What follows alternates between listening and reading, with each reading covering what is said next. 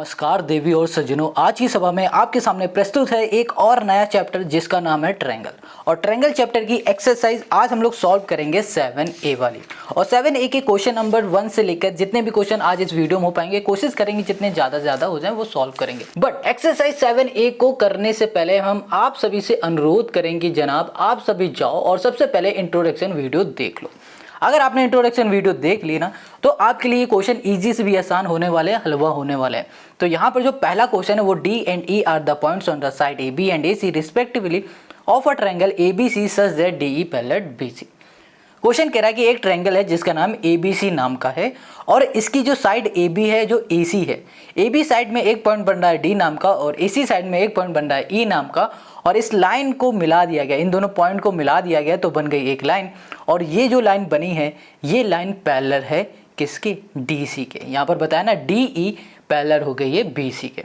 इतनी बात क्लियर हो गई। अब क्वेश्चन यहाँ पर क्या कह रहा है, देखो कह रहा है if AD this AB this and AE this find EC and AC। EC कहाँ पर है? EC ये है और हमें फाइंड करना है क्या? AC और AC ये।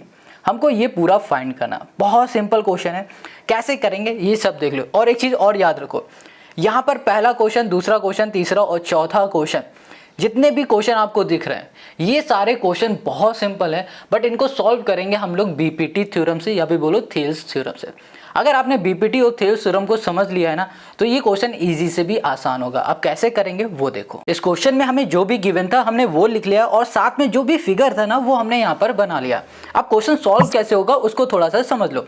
देखो क्वेश्चन ने कहा है कि हमारे पास जो DE ये लाइन है ना, ये पैरेलल है इसी ट्रायंगल की तीसरी साइड से BC से पैरेलल है। अब हमें पता है कि ये DE और BC पैरेलल हैं तो क्या होता है। अभी हम आपको एक चीज़ बताते हैं, थेल्स थ्योरम के बारे में आपको पहले थोड़ा सा बता देते हैं। देखो थेल्स थ्योरम कहती है कि भैया देखो थेल्स थ्योरम और बीपीटी एक ही चीज़ है। ओके, अब यहाँ पर समझो थेल्स थ्योरम क्या है। थेल्स थ्योरम कहते हैं कि किसी ट्रायंगल के किसी भी एक साइड से एक पॉइंट बन रहा है और उस पॉइंट से एक लाइन बन रही जो कि टच कर रही दूसरी साइड में। ठीक है, देखो ये पॉइंट है, इस पॉइंट से क्या हो रहा है? लाइन बन रहा है और ये लाइन टच कर रही है इस साइड में, तो यहाँ पर भी एक पॉइंट बन गया। अब क्वेश्चन ने कहा है कि जो लाइन हमारी बनी है वो लाइन अगर तीसरी साइड से क्या हो रही? पैरेलल हो रही, जो कि क्वेश्चन ने बताया कि पैरेलल हो रही है, तो क्या होता है कि जहां पर हमारा पॉइंट बन रहा होता है तो ये रेशियो में इक्वली डिवाइड हो जाते हैं। इक्वली डिवाइड कैसे हो जाते हैं अभी बताते हैं। जैसे कि ये हो जाएगा हमारे पास AD अपॉन हो जाएगा यहाँ पर DB इक्वल्स टू हो जाएगा AE अपॉन हो जाएगा हमारे पास EC, यहाँ पर लिख दो बाई BPT या फिर थेल्स थ्योरम। ठीक है, इतनी बात क्लियर हो गई। ये हो गया यहाँ पर इसका लॉजिक। एक बार और समझ लो। देखो क्वेश्चन कहता है कि अगर हमारे पास कोई ट्रायंगल है, क्वेश्चन नहीं ये बीपीटी थ्योरम कहती है कि अगर हमारे पास कोई ट्रायंगल है और उस ट्रायंगल के किसी भी एक साइड से एक पॉइंट बन रहा है। देखो क्वेश्चन ने क्या बताया था कि हमारे पास एक D पॉइंट है जो कि बन रहा है AB साइड में। ठीक है, अब ये जो D पॉइंट है और क्वेश्चन ने ये भी बताया था कि AC साइड में एक पॉइंट है E, यहाँ से हमने लाइन बना दिया तो ये लाइन क्या हो गई? पैरेलल हो गई। तो यही बीपीटी कहती है कि अगर ये हमारी लाइन पैरेलल हो रही है तो जिस पॉइंट में हमारे पास, जिस साइड में हमारे पास पॉइंट बन रहा है वो साइड क्या होगी? इक्वली रेशियो में डिवाइड हो जाएगी और इक्वल हो जाएगी किसके? दूसरे साइड के रेशियो से। इतनी बात क्लियर हो गई। तो बीपीटी समझ में आ गया। अब हमने यहाँ पर देखा कि AD upon DB equals to AE upon EC हो चुका है। तो क्या हमें AD की वैल्यू पता है? बिल्कुल 3.6 है, तो यहाँ पर 3.6 कर दिया। अब यहाँ पर लिखा है DB, DB कहाँ पर है? कहीं DB दिख रहा है? नहीं दिख रहा है, तो DB को DB लिख दो। ये हो गया DB इक्वल्स टू, यहाँ पर हमारे पास क्या है? AE। AE हमारे पास ये साइड है। क्या हमें AE पता है? हाँ पता है, 4.5 है, तो हमने कर दिया 4.5 कर दिया। डिवाइड में क्या है? EC है। हमें EC कहीं पता है? नहीं पता है, तो EC को हमने यहाँ पर EC लिख दिया। अब इसको ध्यान से समझो। देखो हमको क्या फाइंड करना है? अभी EC फाइंड कर लेना है और साथ में हमें AC फाइंड करना है। क्या फाइंड करना है? AC। ये पूरा यही क्वेश्चन ने हमसे कहा है। अब इसको जरा ध्यान से देखो, अगर हम लोग इसमें बोल दें कि हमारे पास जो ये AC है ना, ये कैसे बन रही, जो ये AC साइड है ये कैसे बन रही? जब AE को ऐड कर दिया गया है, किस में ऐड कर दिया गया है? EC में ऐड कर दिया गया है, तब ये हमारे पास AC साइड बन रही। ये हम लोग बोल सकते हैं। अब हम लोग यहाँ पर लिख सकते हैं AC माइनस, ये देखो प्लस का इधर आ जाएगा माइनस का, तो ये हो गया हमारे पास AE इक्वल्स टू हो गया हमारे पास AC हो गया ना। तो इस EC की जगह पे हम ये लिख सकते हैं क्योंकि ये भी बराबर आ चुका है इसके, तो इसकी जगह पे अब हम लोग AC माइनस AE लिख देंगे। यहाँ पर आ गया हमारे पास 4.5 डिवाइड में आ गया हमारे पास AC माइनस हो गया ए ए। इतनी बात क्लियर है। ये हो गया हमारे पास 3.6 हो गया। यहाँ पर एक डी बी है, डी बी को ज़रा देख लो, ये डी बी है। अब ये डी बी ना यहाँ पर पूरा देखो, पहले क्या है ए सी है, तो हमने यहाँ लिखा सॉरी ए बी है, तो ए बी इक्वल्स टू, अब जो ये ए बी साइड बन रही है वो कैसे बन रही है, जब ए डी प्लस कर देंगे डी बी में, तो यहाँ लिख दिया हमने ए डी, तो यहाँ पर ए डी प्लस कर दिया हमने यहाँ पर डी बी, ठीक है। अब देखो यहाँ पर ना ए डी है ना, ये प्लस का इधर आ जाएगा माइनस का, तो ये हो गया हमारे पास A B minus A D equals to हो गया हमारे पास डी बी। तो डी बी की जगह पर हम लोग डी बी की जगह पर ये A B minus A D लिख सकते हैं, तो यहाँ पर कर दिया ए बी माइनस कर दिया हमने यहाँ पर ए डी। अच्छा, अब हमें क्या ए बी पता है, बिल्कुल पता है, ए डी पता है, हाँ पता है, तो यहाँ पर क्या लिखा हुआ है 36, तो यहाँ लिख दिया हमने 36, 3.6 सॉरी 36 नहीं 3.6। अब देखो यहाँ पर हमें ए बी पता है, कितना ए बी हमारे पास 10 है, तो यहाँ लिख दिया हमने 10। अब यहाँ पर माइनस है, माइनस कर दिया, यहाँ लिखा हुआ है ए डी हमें पता है 3.6 है, तो ये हो गया 3.6। अब इसको सॉल्व कर दोगे तो यहाँ पर आ जाएगा 6.4 आ जाएगा, ये हमको मिलेगा ना, तो यहाँ पर हम लिख देते हैं डायरेक्ट 6.4 कर दिया इक्वल्स टू, यहाँ पर 4.5 है तो यहाँ पर 4.5 कर दिया। यहाँ पर ए सी लिखा हुआ है, ए सी को हमें ए सी ही लिखा रहने देते हैं, और यहाँ पर माइनस है ए ई हमें पता है कितना है 4.5 है, ये है। अब इसके आगे का काम हम नेक्स्ट पेज में कर देते हैं क्योंकि इसके आगे जगह ही नहीं बची है। ओके, तो यहाँ पर इधर आ जाओ, देखो तो यहाँ पर ना हमारे पास क्या है 3.6 है, और यहाँ पर हमारे पास ए सी माइनस 4.5 है, ठीक है। अब एक काम करते हैं, यहाँ पर करेंगे क्रॉस मल्टीप्लाई, इसको उठा के यहाँ ले जाएंगे तो ये हो जाएगा 3.6 ब्रैकेट में आ गया हमारे पास A C minus 4.5 bracket close equals to 4.5 into हो गया हमारे पास 6.4 हो गया, ये आ गया हमारे पास। अब हमें कर देना है मल्टीप्लाई, तो 3.6 का इसमें मल्टीप्लाई करेंगे तो 3.6 हमें यहाँ पर ए सी मिल जाएगा, और माइनस 4.5 इंटू 3.6 करेंगे तो हमें यहाँ पर मिल जाएगा 16.2 समथिंग मिल जाएगा, ठीक है। चेक कर लेना एक बार आप भी, और यहाँ पर इसमें हम लोग मल्टीप्लाई करेंगे तो यहाँ पर आ जाएगा 28 पॉइंट, हमें यहाँ पर 8 मिल जाएगा, ये मिल जाएगा। ये माइनस का इधर आ जाएगा प्लस का, तो यहाँ पर हो गया 28.8 प्लस 16.2 हो गया, ऐड कर दो तो ये हो गया हमारे पास 0, और ये हो गया हमारे पास 15, और यहाँ पर 2 3 4, तो यहाँ पर आ जाएगा 45, ठीक है 45। अब यहाँ पर आ गया हमारे पास 3.6 ए सी हो गया, और ये भी हो गया हमारे पास 3.6 ए सी। अब ये जो हमारे पास 3.6 है ना, ये मल्टीप्लाई में इधर भेज दो तो डिवाइड में, तो 45/3 पॉइंट हमारे पास 6 हो गया, तो यहाँ पर हमको मिल जाएगा 12.5 मिल जाएगा, ठीक है। 12.5 हमने कर दिया यहाँ पर सेंटीमीटर। देखो हमने यहाँ पर ए सी फाइंड कर लिया, 12.5 सेंटीमीटर यहाँ लिख देते हैं, ए सी इक्वल्स टू 12.5, ये हो गया सेंटीमीटर। अब हमें फाइंड क्या करना है, हमें फाइंड करना है ई सी हमें फाइंड करना है ना, तो यहाँ पर ज़रा ध्यान से देखो, यहाँ पर ई सी फाइंड करने के लिए हम लोग ये लेंगे, ये लिखा हुआ है ना ई सी, तो ई सी इक्वल्स टू हमारे पास है यहाँ पर ई सी इक्वल्स टू हो गया हमारे पास, एक मिनट, ये हो गया ए सी माइनस हो गया हमारे पास ए ई हो गया। अब यहाँ लिखा है ई सी इक्वल्स टू ए सी हमारे पास ये हो गया 12.5 है, माइनस जो ये ए ई है ना, ये कितना हमारे पास, ये था 4.5 था, तो यहाँ पर हमें मिल जाएगा 8 सेंटीमीटर। तो यहाँ पर हमें ई सी मिल गया 8 सेंटीमीटर का, और यहाँ पर हमें ए सी मिल गया है 12.5 सेंटीमीटर का, और यही हो गया क्वेश्चन नंबर फर्स्ट का हमारा सोल्यूशन। आई होप आपको समझ में आ गया है ना, कितना सिंपल। अब आ जाते हैं इसी के सेकंड वाले क्वेश्चन पर। देखो यहाँ पर जो सेकंड वाला क्वेश्चन है ना, इसमें भी क्वेश्चन ने यही बताया हुआ है कि हमारे पास एक ट्रायंगल है, और उस ट्रायंगल में ए बी के साइड एक पॉइंट बन रहा है डी नाम का, और ए सी के साइड एक पॉइंट बन रहा है ई नाम का। तो इस पॉइंट से ये पॉइंट हमने जब मिलाया तो हमारा डी ई पैरेलल हो चुका है बी सी के, डी ई पैरेलल हो गया है फिर से किसके, बी सी के ना, हाँ ठीक है। ये कंडीशन तो इसमें चारों में लगेगी, 4 क्वेश्चन है, चारों में यही कंडीशन लगने वाली है। तो हमने यहाँ पर फिर से देखा कि जो डी ई है ये पैरेलल हो चुका है बी सी के, तो यहाँ पर बीपीटी थ्योरम कहती है कि अगर हमारा डी ई जो ये लाइन है ये पैरेलल होता है बी सी के, तो हम लोग बोल सकते हैं कि हमारे पास जो ए डी है ये इसका रेशियो डी बी ये बराबर हो जाएगा ए ई अपॉन ई सी के। यहाँ लिख दो बाई बीपीटी या फिर थेल्स थ्योरम, ठीक है, बीपीटी। इतनी बात क्लियर है। ये कैसे हो रहा है, ये हो रहा है भैया थेल्स थ्योरम या बीपीटी थ्योरम के अकॉर्डिंग हो रहा है। इतनी बात क्लियर है। अब बस वैल्यू को पुट करो। अब यहाँ पर एडी आपको कहीं दिख रहा है नहीं, क्योंकि एडी हमें फाइंड करना है, इसको छोड़ दो, एडी को एडी लिख देते हैं। अब यहाँ पर दिखा हुआ है DB, DB हमको कहीं दिख रहा है, ये DB है और कहीं DB हमको नहीं दिख रहा है, तो DB को हमने DB ही ऐसे लिख दिया। अब AE हमें पता है कहीं पर है AE, ओके, तो AE भी नहीं हमें यहाँ पर दिख रहा है और कुछ भी नहीं दिख रहा है। और EC है क्या यहाँ पर? हाँ, सिर्फ EC दिख रहा है जो कि है 5.1 सेंटीमीटर। ठीक है, अब इसको हम लोग निकालेंगे कैसे, इसको थोड़ा सा यहाँ पर समझ लो। देखो यहाँ पर सबसे पहले AC की बात करें, ये AC साइड है ना, ये बन कैसे रही है? ये बन रही जब AE को ऐड कर दिया गया है EC में। जब AC साइड हमारी कैसे बन रही? जब AE को ऐड किया गया EC में, तभी तो बन रही ना। यहाँ पर ना AC नहीं, यहाँ पर AE है। ठीक है, अब देखो यहाँ पर हमें AE की वैल्यू चाहिए, तो क्या करेंगे हम लोग? यहाँ पर EC को इधर ले आते हैं। यहाँ पे लिखा AC minus EC equals to हो गया हमारे पास AE हो गया। तो हम लोग AE की जगह पे ये पूरा पुट कर सकते हैं, तो यहाँ पर अभी हम लोग पुट कर देंगे। अब बात आती AD की। AD हमारे पास ये है ना, तो AD को AD ही छोड़ दो क्योंकि AD हमें फाइंड करना है। अब यहाँ पर लिखा है DB, DB कहाँ पर है? ये DB है।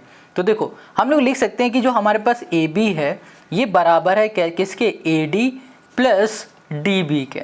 ठीक है, ये हमारे पास प्लस का इधर आ जाएगा माइनस का, तो AB माइनस हो जाएगा हमारे पास AD इक्वल्स टू आ गया हमारे पास DB आ गया। तो यहाँ पर ना हम लोग DB की जगह पर ये पूरा पुट कर सकते हैं, तो यहाँ पर आ जाएगा हमारे पास AD और डिवाइड में आ गया हमारे पास AB, ये हो गया माइनस AD हो गया। ठीक है, और यहाँ पर इक्वल्स टू हो गया हमारे पास AE और यहाँ पर आ गया हमारे पास AE की जगह पे हम लिखना है AC माइनस EC लिखना है। ठीक है, और डिवाइड में आ जाएगा हमारे पास 5.1, ये लिख दिया। अब वैल्यू को पुट करो। अब देखो यहाँ पर लिखा हुआ है AC और यहाँ पर है EC, इन दोनों की हमें वैल्यू पता है। AC हमें पता है 11.9 है और जो EC है वो हमें पता है 5.1 है, तो यहाँ माइनस करेंगे तो ये हो गया 5.1। यहाँ हमें कितना मिल जाएगा? यहाँ मिल जाएगा हमें 6.8 मिल जाएगा, तो इस जगह पे हमने लिख दिया 6.8, डिवाइड में आ गया हमारे पास 5.1 आ गया। अब AD को AD ही लिख देते हैं। अब इधर आ जाओ, ये लिखा हुआ है AB और ये लिखा हुआ है हमारे पास AD। ठीक है, AB की वैल्यू हमें पता है कितनी है? 13.3 है, तो 13.3 माइनस हमने कर दिया यहाँ पर AD कर दिया। तो नेक्स्ट पेज में आ जाते हैं, तो यहाँ पर देखो हमारे पास लिखा हुआ है AD, ये देखो डिवाइड में इधर चला जाएगा मल्टीप्लाई में, तो यहाँ पर हो गया 5.1, यहाँ पर आ गया हमारे पास AD इक्वल्स टू, ये 6.8 है तो यहाँ पर 6.8 कर दिया और यहाँ पर आ गया हमारे पास 13.3 माइनस यहाँ पर हो गया हमारे पास AD। अब देखो 6.8 इंटू 13.3 करेंगे ना, तो यहाँ पर हमें मिल जाएगा 90.44 मिलेगा, माइनस यहाँ पर हो गया हमारे पास 6.8 और ये हो गया हमारे पास AD। यहाँ पर है 5.1, ये हो गया हमारे पास AD। अब देखो ये हमारे पास प्लस माइनस का इधर आ जाएगा तो ये प्लस का हो जाएगा, तो 5.1 ये हो गया हमारे पास AD माइनस 6.8 AD, माइनस नहीं प्लस हो जाएगा और यहाँ पर आ जाएगा 90 माइनस नहीं 0.44। अब देखो इसको ऐड करो, तो ऐड करने में हमें यहाँ मिलेगा 11.9 AD इक्वल्स टू हो गया हमारे पास 90.44। अब यहाँ पर हमने लिखा AD इक्वल्स टू ये हो गया हमारे पास 90.44, डिवाइड में आ गया हमारे पास 11.9, सॉल्व कर दो तो यहाँ पर मिलेगा 7.6 और यही हो गया हमारे पास AD। तो हमें यहाँ पर AD मिल गया 7.6 सेंटीमीटर और यही हो गया क्वेश्चन नंबर हमारे सेकंड का हमारा सॉल्यूशन। आई होप आपको समझ में आ गया। अगर कहीं भी कोई डाउट हो तो कमेंट करके पूछो। अब आते हैं इसी के तीसरे वाले क्वेश्चन पर। अब यहाँ पर भी हमारे पास जो तीसरा क्वेश्चन है ना, इसमें भी हमें वही करना है। यहाँ पर क्वेश्चन ने क्या बताया हुआ कि भैया जो हमारे पास DE है ये पैरेलल है किसके? BC के, तो हम लोग यहाँ पर यूज़ कर देंगे थेल्स थ्योरम। तो ये क्या कहेगी भैया कि अगर DE पैरेलल BC है तो इसके रेशियो बराबर होंगे इसके, तो यहाँ लिखेंगे AD अपॉन हो जाएगा हमारे पास DB और इक्वल्स टू आएगा यहाँ पर AE और डिवाइड में आ जाएगा हमारे पास EC और यहाँ पर लिखो बाई BPT, BP ये हो गया हमारे पास T हो गया। AD अपॉन DB जो है ना ये हमें पता है 4/7 है, तो यहाँ पर कर दिया 4/7 इक्वल्स टू AE अपॉन हो गया हमारे पास EC। अच्छा, अब AE और EC कहाँ है? ये देखो AE हमें दिख रहा है यहाँ पर और EC हमें दिख रहा है, ये दिख रहा है। ठीक है, अब AE को हम लोग AE छोड़ देते हैं क्योंकि हमें ये फाइंड करना है और यहाँ पर क्या लिखा हुआ है? EC लिखा हुआ है। EC को हम लोग कैसे लिख सकते हैं? देखो अगर हम लोग यहाँ पर लिखें कि जो हमारे पास AC ये पूरी साइड है ये कैसे बन रही है? ये बन रही AE प्लस EC से बन रही है। तो यहाँ पर जो AE हमारा प्लस का है ना, इधर ले आएंगे तो ये माइनस का हो जाएगा, तो ये हो गया हमारे पास EC। क्लियर है? तो हमें EC मिल गया है AC माइनस AD। तो यहाँ पर हम लोग EC की जगह पे ये वैल्यू को पुट करेंगे। तो यहाँ लिखा हमने 4/7 इक्वल्स टू AE हो जाएगा हमारे पास डिवाइड में AC माइनस हो गया हमारे पास AE। अच्छा, अब यहाँ पर देखो AC की वैल्यू हमें पता है, बिल्कुल पता है। AC की वैल्यू क्या है? 6.6 गिवन है। तो यहाँ पर AC की जगह पे हम लोग 6.6 पुट कर सकते हैं। तो यहाँ लिखा हमने 4/7 इक्वल्स टू AE और यहाँ पर आ जाएगा डिवाइड में 6.6 माइनस हमने कर दिया AE। अब देखो ये ना हमारे पास डिवाइड में, इक्वल के इस साइड जाएगा तो मल्टीप्लाई में हो जाएगा। तो यहाँ आ जाएगा 4 और ये हो गया हमारे पास 6.6 माइनस AE और यहाँ पर हो गया हमारे पास 7, ये हो गया हमारे पास AE हो गया। ठीक है, इसका इसमें मल्टीप्लाई कर देते हैं। तो इसमें हम लोग जब मल्टीप्लाई करेंगे ना तो हमें यहाँ पर क्या मिलने वाला है? यहाँ पर होगा 6 4 जा 24, यहाँ पर आ गया 4 24 25 26, यहाँ पर आ गया हमारे पास ये, और यहाँ पर आ जाएगा हमारे पास माइनस 4 AE आ गया, इक्वल्स टू हो गया हमारे पास 7 AE, ये आ गया। अब देखो यहाँ पर है 26.4 है, ये हमारे पास 7 AE है, माइनस इधर आ जाएगा प्लस का 4 AE हो जाएगा हमारे पास। अब ये हम ऐड करेंगे तो यहाँ पर आ जाएगा हमारे पास 11 AE, ओके, और यहाँ पर है हमारे पास 26.4। अब देखो यहाँ पर हमारे पास 11 है ना और यहाँ पर हमारे पास 26.4 है। अब हमें क्या करना है? अब इसको यहाँ पर कैंसिल कर दो, ये मल्टीप्लाई में इधर आ जाएगा डिवाइड में, और जब हम लोग इसको डिवाइड करेंगे तो हमें यहाँ मिल जाएगा भैया 2.4 सेंटीमीटर AE। तो AE हमको यहाँ पर मिल गया है 2.4 सेंटीमीटर, और यही हो गया क्वेश्चन नंबर हमारे थर्ड का सोल्यूशन। क्लियर है? अब आते हैं इसी के फोर्थ पर। तो यहाँ पर जो इसका फोर्थ क्वेश्चन है ना, इसमें भी हमें ये पता है कि भैया जो DE है ये पैरेलल है BC के। अब ये दोनों साइड आपस में पैरेलल है तो इस साइड का रेशियो बराबर होगा इस साइड के, जो कि हमने यहाँ पर लिख दिया क्योंकि BPT थ्योरम कहती है अगर ये हमारी लाइन पैरेलल हो रही ट्रायंगल की किसी भी तीसरी साइड से, किसी भी साइड से, तो भैया जहाँ पर हमारा पॉइंट बन रहा है वो वाले साइड का रेशियो बराबर होगा दूसरी वाली साइड के रेशियो से। इतनी बात क्लियर है जो हमने यहाँ पर लिख दिया है। अब हमें देखो इस क्वेश्चन में देखो यहाँ पर गिवन क्या क्या है। तो देखो AD इक्वल्स टू 8 और डिवाइड में है हमारे पास AD अपॉन AB, ये गिवन है। तो हम लोग इसको ऐसे लिख सकते हैं AD इक्वल्स टू 8/15 और यहाँ पर कर दिया हमने AB, ये लिख सकते हैं ना। तो मतलब AD की जगह पे हम ये पूरा लिख सकते हैं। तो यहाँ पर हम लिखने जा रहे हैं 8/15 और ये हो गया हमारे पास AB हो गया, और डिवाइड में आ जाओ ये हो गया हमारे पास DB हो गया, इक्वल्स टू, अब यहाँ पर लिखा हुआ है AE। AE कहीं पता है? नहीं, AE तो हमें फाइंड करना है तो इसको बिल्कुल ऐसे ही रहने दो। यहाँ पर है EC, EC हमें गिवन है, ये है 3.5 है, तो ये हो गया हमारे पास 3.5 हो गया। क्लियर हो गया? अच्छा, अब देखो यहाँ पर लिखा हुआ है DB। DB कहाँ है? ये DB है। इसको हम लोग कैसे लिख सकते हैं? अगर हम इस पूरी साइड की बात करें तो ये साइड है हमारे पास AB की, और AB जो साइड है वो बन रही है AD प्लस बन रही है DB से बन रही है। इतनी बात क्लियर हो गई। अब यहाँ पर है DB हमारे पास, ये प्लस का इधर आ जाएगा माइनस का, तो AB माइनस हो गया हमारे पास AD इक्वल्स टू हो गया हमारे पास DB, तो DB बराबर हो गया इसके। तो यहाँ पर क्या लिखा हुआ है? AD लिखा हुआ है, तो AD की जगह पे हम वैल्यू पुट कर देंगे। चलो पहले यहाँ पर ये लिख देते हैं 8/15 AD डिवाइड में, इसकी जगह में अब ये वैल्यू लिखने जा रहे हैं, मतलब कि AB माइनस AD लिख देंगे यहाँ पर, इक्वल्स टू हो गया हमारे पास AE अपॉन 3 ये हो गया हमारे पास 5 हो गया। ठीक है, अब हमें क्या करना है? अब देखो यहाँ पर ना जो हमें दिख रहा है AD की वैल्यू लिख देनी है। यहाँ पर आ गया हमारे पास 8/15 AD और डिवाइड में आ गया हमारे पास AB माइनस हो गया हमारे पास 8/15 AD इक्वल्स टू हो गया हमारे पास AE अपॉन 3.5 हो गया। इतना हो गया। ठीक है, अब इसमें क्या करोगे? क्रॉस मल्टीप्लाई कर दो। बट इसमें हमने थोड़ा सा मिस्टेक किया है। देखो ये AB है ना, तो यहाँ पर AB है ये, ठीक है, AD नहीं, और ये भी हमारे पास AB है और यहाँ पर है हमारे पास AB, ये है। चलो अब इसको और अच्छे से सॉल्व करते हैं। देखो बहुत सिंपल है, ये ईजी है। यहाँ पर लिख दिया 8/15 और ये हो गया हमारे पास AB। अब यहाँ पर थोड़ा सा ध्यान दे देना, ये देखो AB है पहले से, माइनस 8 बाई यहाँ पर हो गया 15 और यहाँ पर भी आ गया हमारे पास AB इक्वल्स टू ये हो गया हमारे पास AE अपॉन हो गया हमारे पास 3.5 हो गया। अब देखो यहाँ पर ये 8/15 जो लिखा है इसको हमने ऐसे ही लिख दिया और ये हो गया हमारे पास AB हो गया। डिवाइड में आ जाओ। इसमें हमने एलसीएम ले लिया और एलसीएम मिल गया हमें यहाँ पर 15, तो ये लिख दिया हमने 15। अब यहाँ पर क्या आ जाएगा 15, ठीक है, यहाँ पर 1 है तो यहाँ पर आ गया हमारे पास 15 AB और यहाँ पर -8 AB है।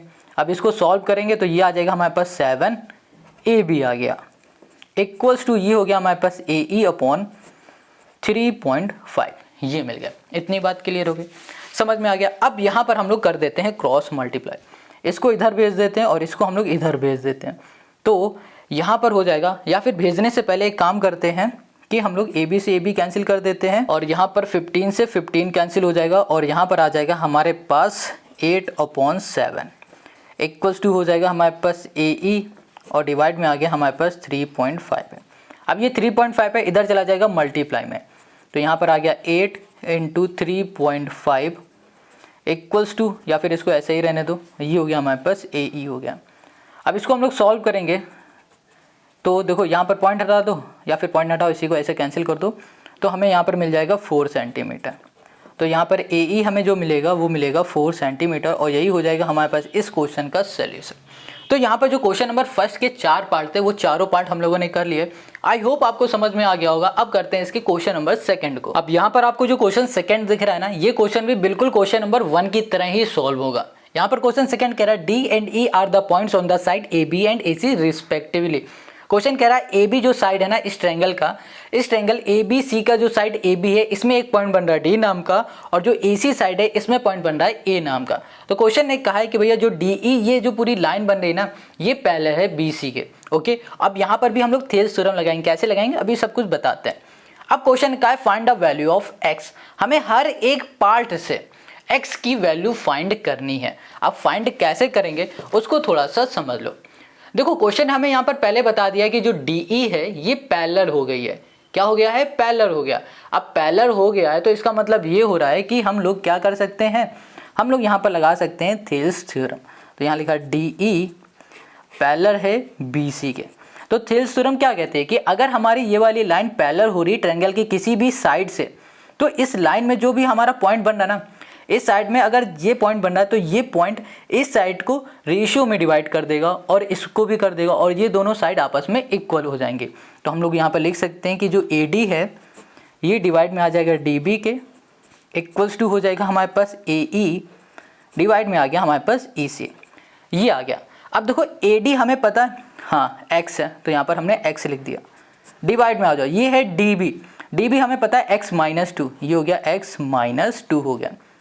क्लियर है। अब ये लिखा हुआ है AE, ये है x + 2, ये हो गया x + 2। अब ये हो गया EC, ये हो गया x - 1 हो गया। बस अब कुछ मत करो, अब इसका क्रॉस मल्टीप्लाई कर दो, इसका इधर कर दो और इसका इधर कर दो, तो ये इधर जाएगा तो यहाँ पर हो गया हमारे पास x और यहाँ पर आ गया x - 1, यहाँ पर हो गया हमारे पास x - 2 और यहाँ पर आ गया हमारे पास x + 2 हो गया। ठीक है, चलो अब x के अंदर मल्टीप्लाई, तो ये हो गया हमारे पास x² - x, यहाँ पर x का इसमें मल्टीप्लाई करो तो यहाँ पर x² - 2x और यहाँ पर इस 2 का इसमें हम लोग ये प्लस का आएगा, इस 2 का इसमें करेंगे तो -2x और इसका कर दोगे इसमें तो 2 2 हो जाएगा हमारे पास 4 हो जाएगा। ठीक है, ये आ गया। अब ये माइनस से ये कैंसिल हो गया, ये x² है प्लस का इक्वल के इस साइड जाएगा तो माइनस का हो गया, ये दोनों कैंसिल हो जाएंगे। यहाँ बचेगा -x = -4, माइनस से माइनस कैंसिल तो हमें x की वैल्यू यहाँ मिल गई है 4 और यही हो गया इसके फर्स्ट पार्ट का हमारा आंसर। तो x की वैल्यू हमने यहाँ पर लिख दिया है 4। Got it. चलो अब इसी के सेकंड क्वेश्चन पे आ जाओ। यहाँ पर जो सेकंड क्वेश्चन है इसमें भी क्वेश्चन ने हमें बताया हुआ है कि जो DE है ना ये लाइन पैरेलल हो रही है BC के। अब सिंपल सी बात है, ये अगर पैरेलल हो रही तो ये जो पॉइंट बन रहा है ना ये पॉइंट इस साइड को और ये वाला पॉइंट इस साइड को इक्वली रेशियो में डिवाइड करेगा। ठीक है, तो हम लोग बोल सकते हैं कि जो हमारे पास AD है वो पैरेलल है DB के और ये दोनों बराबर हो जाएंगे। पैरेलल नहीं है sorry, AD upon DB equals to होगा AE अपॉन EC के। ठीक है, बाई BPT थ्योरम या फिर थेल्स थ्योरम, BPT थ्योरम। ठीक है, अब यहाँ पर AD हमें पता है 4 है, 4 लिखा। अब ये DB हमें पता है कितना है, DOB हमें पता है x - 4 है, x - 4 इक्वल्स टू AE हमें पता है 8 है और यहाँ पर EC जो है वो 3x माइनस हमने कर दिया 19। अब यहाँ पर हम करते हैं क्रॉस मल्टीप्लाई, तो यहाँ लिखा 4, ये हो गया हमारे पास 3x माइनस 19 इक्वल्स टू ये हो गया हमारे पास 8 और ये हो गया हमारे पास x माइनस 4 हो गया। अब 4 के अंदर मल्टीप्लाई 3 4 हो गया हमारे पास 12x माइनस 76 आ जाएगा, तो यहाँ लिख दो 76 इक्वल्स टू 8x माइनस 4 8 32, जहाँ पर आ गया हमारे पास 32 आ गया। ठीक है, चलो अब क्या करो, जो ये x है ना इसको उठा के इधर ले आओ, तो ये हो गया 12x minus 8x equals to ये माइनस का तो ये हो जाएगा प्लस का 7 6 और ये हो गया हमारे पास माइनस 32 हो गया। अब इधर आ जाओ, इसको सॉल्व करोगे तो ये हो गया हमारे पास 4x इक्वल्स टू यहाँ पर आ जाएगा 4 और ये हो गया हमारे पास 44 कैंसिल हो गया, तो x इक्वल्स टू हमको यहाँ मिल गया 11 और यही हो गया क्वेश्चन नंबर सेकंड पार्ट का हमारा आंसर। तो x की वैल्यू हमने यहाँ पर 11 फाइंड कर लिए। अब आते हैं इसी के थर्ड वाले पार्ट में, तो जो तीसरा है वो कहाँ गया, वो है यहाँ पर। चलो देखो कितना ईजिली सारे क्वेश्चन सॉल्व हो रहे हैं ना, बस किसकी हेल्प से हो रहे हैं, ये हो रहे हैं बीपीटी थ्योरम की हेल्प से हो रहे हैं। अब देखो यहाँ पर हमारे पास जो तीसरा है ना, इसमें भी क्वेश्चन ने कह दिया कि जो DE है ये पैरेलल है BC के। ठीक है, अब BC के पैरेलल तो जाहिर सी बात है कि जो हमारे पास AD होगा वो डिवाइड में आ गया हमारे पास DB के और इक्वल्स टू जो AE होगा इसके डिवाइड में आ जाएगा हमारे पास EC और यहाँ लिख दिया हमने BP, ये हो गया T। इतनी बात क्लियर है। अब देखो जो AD है वो हमें पता है 7x माइनस 4 है, डिवाइड में आ जाओ, ये हमारे पास DB जो हमारे पास है वो है 3x प्लस 4 है इक्वल्स टू AE हमें पता है क्या है, हाँ बिल्कुल पता है 5x माइनस 2 है और डिवाइड में हमारे पास है EC और ये हमारे पास 3x है। अब सिंपल सा क्रॉस मल्टीप्लाई कर दो, यहाँ पर 3x, यहाँ पर 7x माइनस 4 और यहाँ पर आ गया हमारे पास 5x माइनस 2 और ये हो गया हमारे पास 3x प्लस 4 हो गया। ठीक है, इसका इसमें मल्टीप्लाई करो, 7 3 हो जाएगा 21 और ये हो गया हमारे पास x स्क्वायर माइनस 3 4 12x हो गया। अब 5 का इसमें करो 3 5 3 15x स्क्वायर हो जाएगा, 5 का इसमें करो 5 4 हो जाएगा हमारे पास 20x, 2 का इसमें करेंगे 3 2 6x और 4 2 हो जाएगा हमारे पास 8 हो गया। अब यहाँ पर 21 है, यहाँ लिख दिया हमने x स्क्वायर कर दिया, ये प्लस का ये माइनस का हो गया हमारे पास 15x स्क्वायर हो गया इक्वल्स टू इसको सॉल्व करोगे तो ये हो गया हमारे पास 14x और ये हमारे पास माइनस का इधर आ जाएगा, ये प्लस का हो गया हमारे पास 12x और प्लस हो गया हमारे पास यहाँ पर 8। इसको सॉल्व कर देंगे तो सॉल्व करने में हमें मिलेगा यहाँ पर 26x प्लस ये हो गया हमारे पास 8। ओके, अब यहाँ पर है हमारे पास, इसको सॉल्व करेंगे तो आ जाएगा हमें कितना 6x स्क्वायर मिल जाएगा। तो अब इससे हम लोग क्या कर सकते हैं, ये हमारी एक इक्वेशन बन जाएगी ना, तो यहाँ पे लिखेंगे 6x स्क्वायर, तो यहाँ पर आ जाएगा 6x स्क्वायर, ये हमारे पास प्लस का है, इधर आ जाएगा माइनस का 26x और ये हो गया हमारे पास 8 हो गया इक्वल्स टू हो गया 0। अब देखो ये बन गई एक इक्वेशन। ठीक है, अब इस इक्वेशन को सॉल्व करने के लिए हम लोग क्या करेंगे, यहाँ पर फैक्टराइज करेंगे इसे। तो सबसे पहले इसको हम लोग छोटा से छोटा कर लें, अगर जितना भी छोटा हो जाएगा ना उतना ईजी हो जाएगा सॉल्व करना। तो इसमें से कुछ कॉमन ले लेंगे, जैसे कि 2 कॉमन आ जाएगा, तो यहाँ लिखा हमने 3x स्क्वायर माइनस 13x और यहाँ पर आ गया हमारे पास 4 इक्वल्स टू हो गया हमारे पास 0, ये मल्टीप्लाई इधर जाएगा डिवाइड में, तो यहाँ से बचेगा इक्वेशन 3x स्क्वायर और यहाँ पर हो गया 3x प्लस 4 इक्वल्स टू 0। अब देखो क्या करना है, 4 का इसमें मल्टीप्लाई 3 4 हो गया हमारे पास 12। अब देखो हमें क्या करना है कि इस 12 को ऐसे दो नंबर में ब्रेक करना है कि जब उन दो नंबर का हम लोग मल्टीप्लाई करें तो हमको मिल जाए 12 मिल जाए। ठीक है, जैसे कि हमने लिख दिया 12 इंटू 1 कर दिया, इन दो नंबर का मल्टीप्लाई किया तो हमें 12 मिल गया। अब जब इन्हीं दो नंबर का हम लोग सम करें तो हमें मिल जाए 13। अब हमें 13 चाहिए ना, मगर 13 हमें चाहिए क्यों, क्योंकि यहाँ पर लिखा हुआ है और 13 के आगे लगा हुआ है माइनस, तो हमें माइनस का 13 चाहिए। तो हम लोग अगर माइनस इसके आगे लगा देंगे तो हमें माइनस का 13 मिल जाएगा। इतनी बात क्लियर हो गई। ठीक है, तो हम लिखेंगे यहाँ पर 3x स्क्वायर और यहाँ पर हो गया minus 12x minus x plus 4 equals to 0। अब इन दोनों में से हम लोग 3x को कॉमन ले लेंगे तो यहाँ पर बचेगा x माइनस 4। अब इसमें हमने x को कॉमन ले लिया, माइनस 1 को कॉमन ले लिया, तो यहाँ बचेगा x माइनस 4 0। यहाँ पर हो गया 3x माइनस 1, ये हो गया हमारे पास x माइनस 4 इक्वल्स टू 0। अब ये हमारे पास लिखा हुआ है 3x माइनस 1 इक्वल्स टू 0। यहाँ पर 3x माइनस 4 इक्वल्स टू हमारे पास 0 है, ठीक है। अब एक काम करो, ये हमारे पास माइनस का इक्वल के इस साइड ले जाएंगे, तो 3x ये हो जाएगा 1 और यहाँ पर हमें x की वैल्यू मिल गई 1/3। इधर आ जाओ, ये जो हमारे पास 4 है ये माइनस का इधर आ जाएगा, तो ये हो जाएगा हमारे पास प्लस का। तो हमें यहाँ पर दो x की वैल्यू मिली, एक है 1/3, दूसरा है हमारे पास 4 है सिर्फ। तो यही हो सकता है हमारा क्वेश्चन, बट यहाँ पर ना जो हमें x मिला है वो किस में मिला हुआ है, ये है हमारे पास फ्रैक्शन में। तो हमारा जो सोल्यूशन होगा ना वो क्या होगा, हमेशा 4 होगा, ठीक है, ये फ्रैक्शन वाला नहीं होगा। तो यही हो गया हमारे पास इस क्वेश्चन का सोल्यूशन। आई होप आपको यहाँ पर क्वेश्चन नंबर 3 भी समझ में आ गया है। अगर कहीं कोई डाउट हो कमेंट करो। अब आते हैं इसके तीसरे क्वेश्चन में, ये 3rd पार्ट था 2nd का। अब हम लोग तीसरे क्वेश्चन पे आते हैं। Question 3, D and E are points on the side AB and AC respectively of a triangle ABC in each of the following case determine whether DE parallel BC or not. Question बहुत simple है, ये कह रहा है कि भैया जो हमारे पास AB साइड है और जो AC साइड है, AB साइड में एक पॉइंट बन रहा है D नाम का और AC साइड में एक पॉइंट बन रहा है E नाम का, फिर ये पॉइंट से पॉइंट मिला दिए गए तो बन गई ये लाइन। अब क्वेश्चन कह रहा है क्या ये लाइन पैरेलल है BC के, क्या कह रहा है कि DE ये पैरेलल है क्या BC के, ये प्रूफ करना।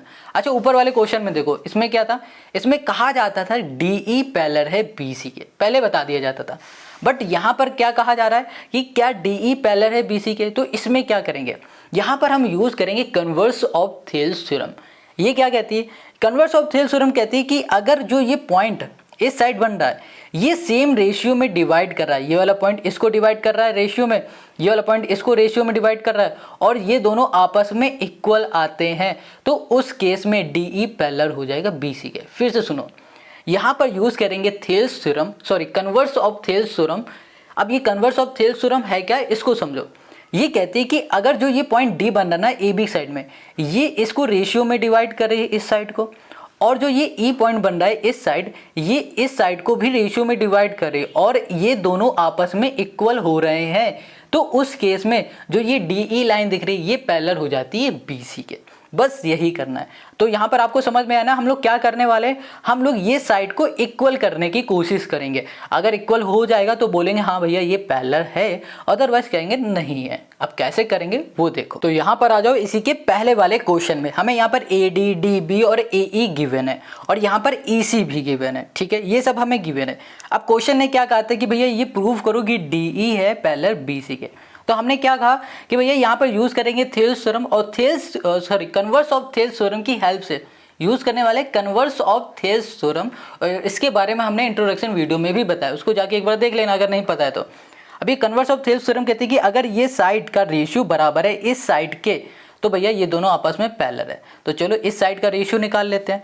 तो यहाँ पर ना D पॉइंट बन रहा है, तो ये क्या हो जाएगा हमारे पास AD, ठीक है, अपॉन हो जाएगा हमारे पास DB हो जाएगा, AD upon DB equals to, अच्छा बताओ AD हमारे पास क्या है 5.7 है, 5.7 कर दिया।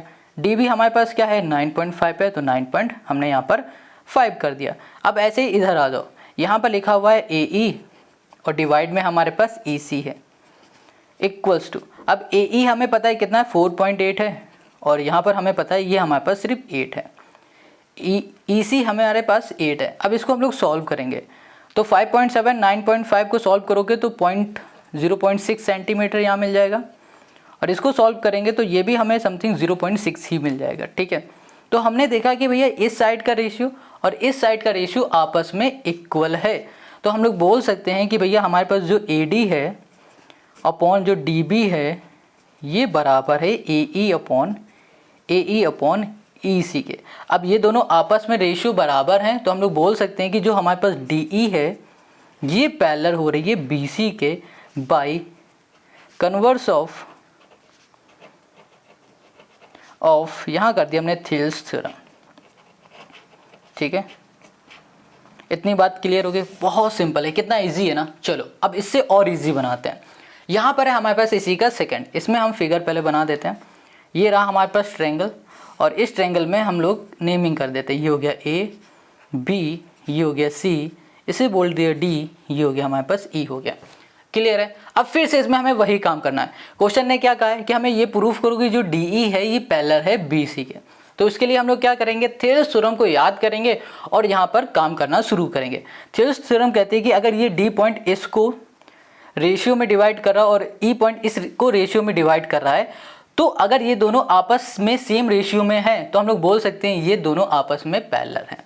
तो देखो यहाँ पर, यहाँ लिख दिया हमने A D upon D B equals to, A D हमें कितना पता है, ए डी कहीं पता है क्या हमें, ये ए सी है, ए बी है, देखना पड़ेगा यार कुछ, नहीं ए बी हमें, सॉरी ए डी हमें यहाँ पर पता नहीं है। तो ए डी को हम लोग कैसे निकाल सकते हैं, देखो यहाँ पर पूरी साइड क्या है, ए बी है, पूरी साइड ए बी है। अब ये पूरी साइड बन कैसे रही है, ये बन रही है A D plus D B से बन रही है, इससे बन रही है। अब हम लोग क्या कर सकते हैं, हमें ए डी चाहिए, तो क्या करो, ए बी माइनस कर दो, ये प्लस का इधर आ जाएगा, माइनस का हो जाएगा, तो ये बन जाएगा डी बी हो जाएगा, इक्वल्स टू हो गया हमारे पास ए डी। तो हम लोग ए डी की जगह पे ये पुट कर सकते हैं, तो ये हो गया हमारे पास ए बी माइनस हो गया हमारे पास डी बी हो गया। क्लियर है। डिवाइड में आ जाओ, डिवाइड में क्या लिखा हुआ है, डी बी, क्या डी बी हमें पता है कहीं, देखो D B D B D B D B, B D पता है, तो बी डी और डी बी एक ही बात है, आगे पीछे बस लिखा है। तो ये हो गया 6.5 हो गया। अब देखो क्या ए बी हमें पता है, ए बी की वैल्यू हाँ पता है, कितनी है, 11.7 है, और यहाँ पर बीच में माइनस है। बी डी बी की वैल्यू पता है, हाँ डी बी बोलो या फिर बी डी बोलो एक बात है, इसकी वैल्यू पता है 6.5 है। सॉल्व कर दोगे तो यहाँ हमें मिल जाएगा 45.2, तो यहाँ पर आ गया हमारे पास 5.2 बाई हमने कर दिया 6.5 कर दिया। ठीक है, चलो इसको हम यहीं छोड़ देते हैं। अब यहाँ पर हमारे पास ये वाली साइड हो गई, अब इसको देख लो, तो हमने लिखा ए ई और डिवाइड में आ गया हमारे पास ए सी। अब ए ई हमें पता है, हाँ ये है 4.2 और ई सी हमारे पास है क्या, ई सी, ई सी नहीं है, तो ई सी को हमें निकालना पड़ेगा, ये है ई सी, ये पूरी साइड है हमारे पास ए बी, यहाँ लिख देते हैं ए बी, ये पूरी, सॉरी ए सी ये पूरी साइड है, इक्वल्स टू ये हो जाएगा ए ई प्लस ई सी हो गया। ठीक है, हमें ई सी चाहिए तो इसको इधर भेज दो, ये हो गया हमारे पास A C minus A E equals to हो गया हमारे पास ई सी। तो ई सी की जगह पे हम ये लिख सकते हैं, तो यहाँ लिख दिया हमने ए सी माइनस ए ई कर दिया, ए सी माइनस, ओहो एक सेकंड, ये हो गया ए सी माइनस ए ई। ठीक है, सही है। अब देखो यहाँ पर 4.2 है, ये 4.2 हमने लिख दिया, डिवाइड में आ जाओ, ए सी हमें पता है कितना है, हाँ ए सी हमें पता है 11.2 है, माइनस ए ई हमें पता है कितना है, ए ई, ओके ए ई हमें पता है 4.2 है, तो यहाँ पर आ जाएगा हमारे पास कितना, ओके ये हो जाएगा हमारे पास 7। अब अच्छा देखो 7.2 को अगर डिवाइड करके देखते हैं, एक बार हम कैलकुलेटर को यूज़ कर लेते हैं यहाँ पर, और यहाँ पर हमारे पास 4.2 डिवाइड कर दिया हमने 7, तो हमें मिल गया 0.6। अब इसको करके देखते हैं, 5.2 है और डिवाइड कर दिया हमने 6.5 को, तो हमें यहाँ मिलेगा कितना, 5.2 डिवाइड किया 6.5 को, तो ये मिल गया 0.8। तो हमने देखा कि ये दोनों अलग अलग हैं, क्या है, अलग अलग है। अब ये दोनों अलग अलग हैं तो हम लोग बोल सकते हैं कि हमारे पास जो डी ई है ना, ये पैरेलल नहीं है। क्या है कि ये पैरेलल नहीं है किसके, या फिर इसको पैरेलल नहीं बोल सकते हैं, इसको हम लोग ऐसे नहीं लिखेंगे, इसको हम लोग सीधे पहले ये लिखेंगे, जो हमारे पास ए डी है, A D upon D B है, ये नॉट इक्वल्स टू है ए ई अपॉन ई सी। जब ये इक्वल है ही नहीं है तो ये पैरेलल होगा ही नहीं। बस ये हो गया हमारे पास इस क्वेश्चन का सल्यूशन। इतनी बात क्लियर हो गई। अब आते हैं इसी के तीसरे वाले में। अब इसका जो ये तीसरा क्वेश्चन है, इसमें भी वही काम हमें करना है। यहाँ पर क्वेश्चन ने क्या कहा है कि भैया ये प्रूव करो कि ये वाली लाइन क्या पैरेलल है इस वाले साइड के। तो हमने क्या बताया, हम लोग यहाँ पर यूज़ करने वाले हैं कन्वर्स ऑफ थेल्स थ्योरम, जो कहता है कि अगर ये वाली साइड का रेशियो इसके बराबर आता है तो पैरेलल होगा, वरना नहीं होगा। तो यहाँ पर हमारे पास जो ये वाली साइड है ना, इसका रेशियो करेंगे तो यहाँ पर आ जाएगा A D upon D B. अब A D upon D B को निकालो। ए डी हमें कहीं पता है, हाँ बिल्कुल पता है, 6.3 है। डिवाइड में हमारे पास डी बी है, ये डी बी है। अब डी बी तो हमें कहीं दिख नहीं रहा, तो हम लोग इसको ऐसे लिख सकते हैं, ए बी इक्वल्स टू हो गया हमारे पास ए डी, और ये हो गया प्लस डी बी हो गया। अब डी बी ये प्लस का, ये प्लस का इधर आ जाएगा माइनस का, तो ये हो गया हमारे पास A B minus A D equals to हो गया हमारे पास डी बी हो गया। तो डी बी की जगह पे हम ये पुट कर सकते हैं, तो ये हो गया हमारे पास A B minus A D हो गया, ये हमने कर दिया। अब यहाँ पर 6 पॉइंट हमारे पास 3 है। अब ए बी हमारे पास क्या है, ये पूरा ए बी है। ए बी हमें गिवन है, हाँ ये हमारे पास 6.8 है और AD हमें गिवन है ये 6.3 है।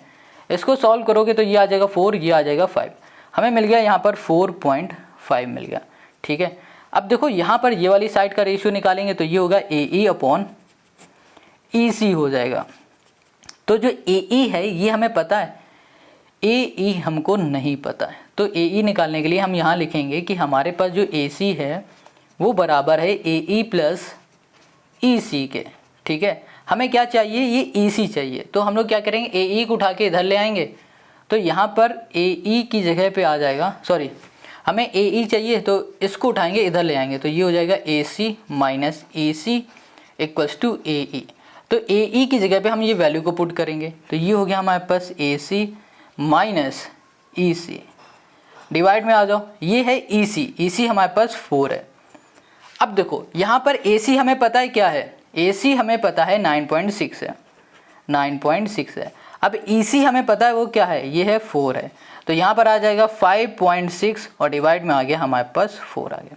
अब इसको सॉल्व करो तो यहाँ पर देखो बहुत सिंपल है, 4 1 4 और यहाँ पर आ गया हमारे पास 0.4 आ जाएगा, ये भी आ जाएगा, और इसको भी सॉल्व करोगे ना तो ये भी 1.4 आ जाएगा। एक बार हम इसे चेक कर लेते हैं कैलकुलेटर से, फिर बताते हैं क्या ये सही है या गलत है।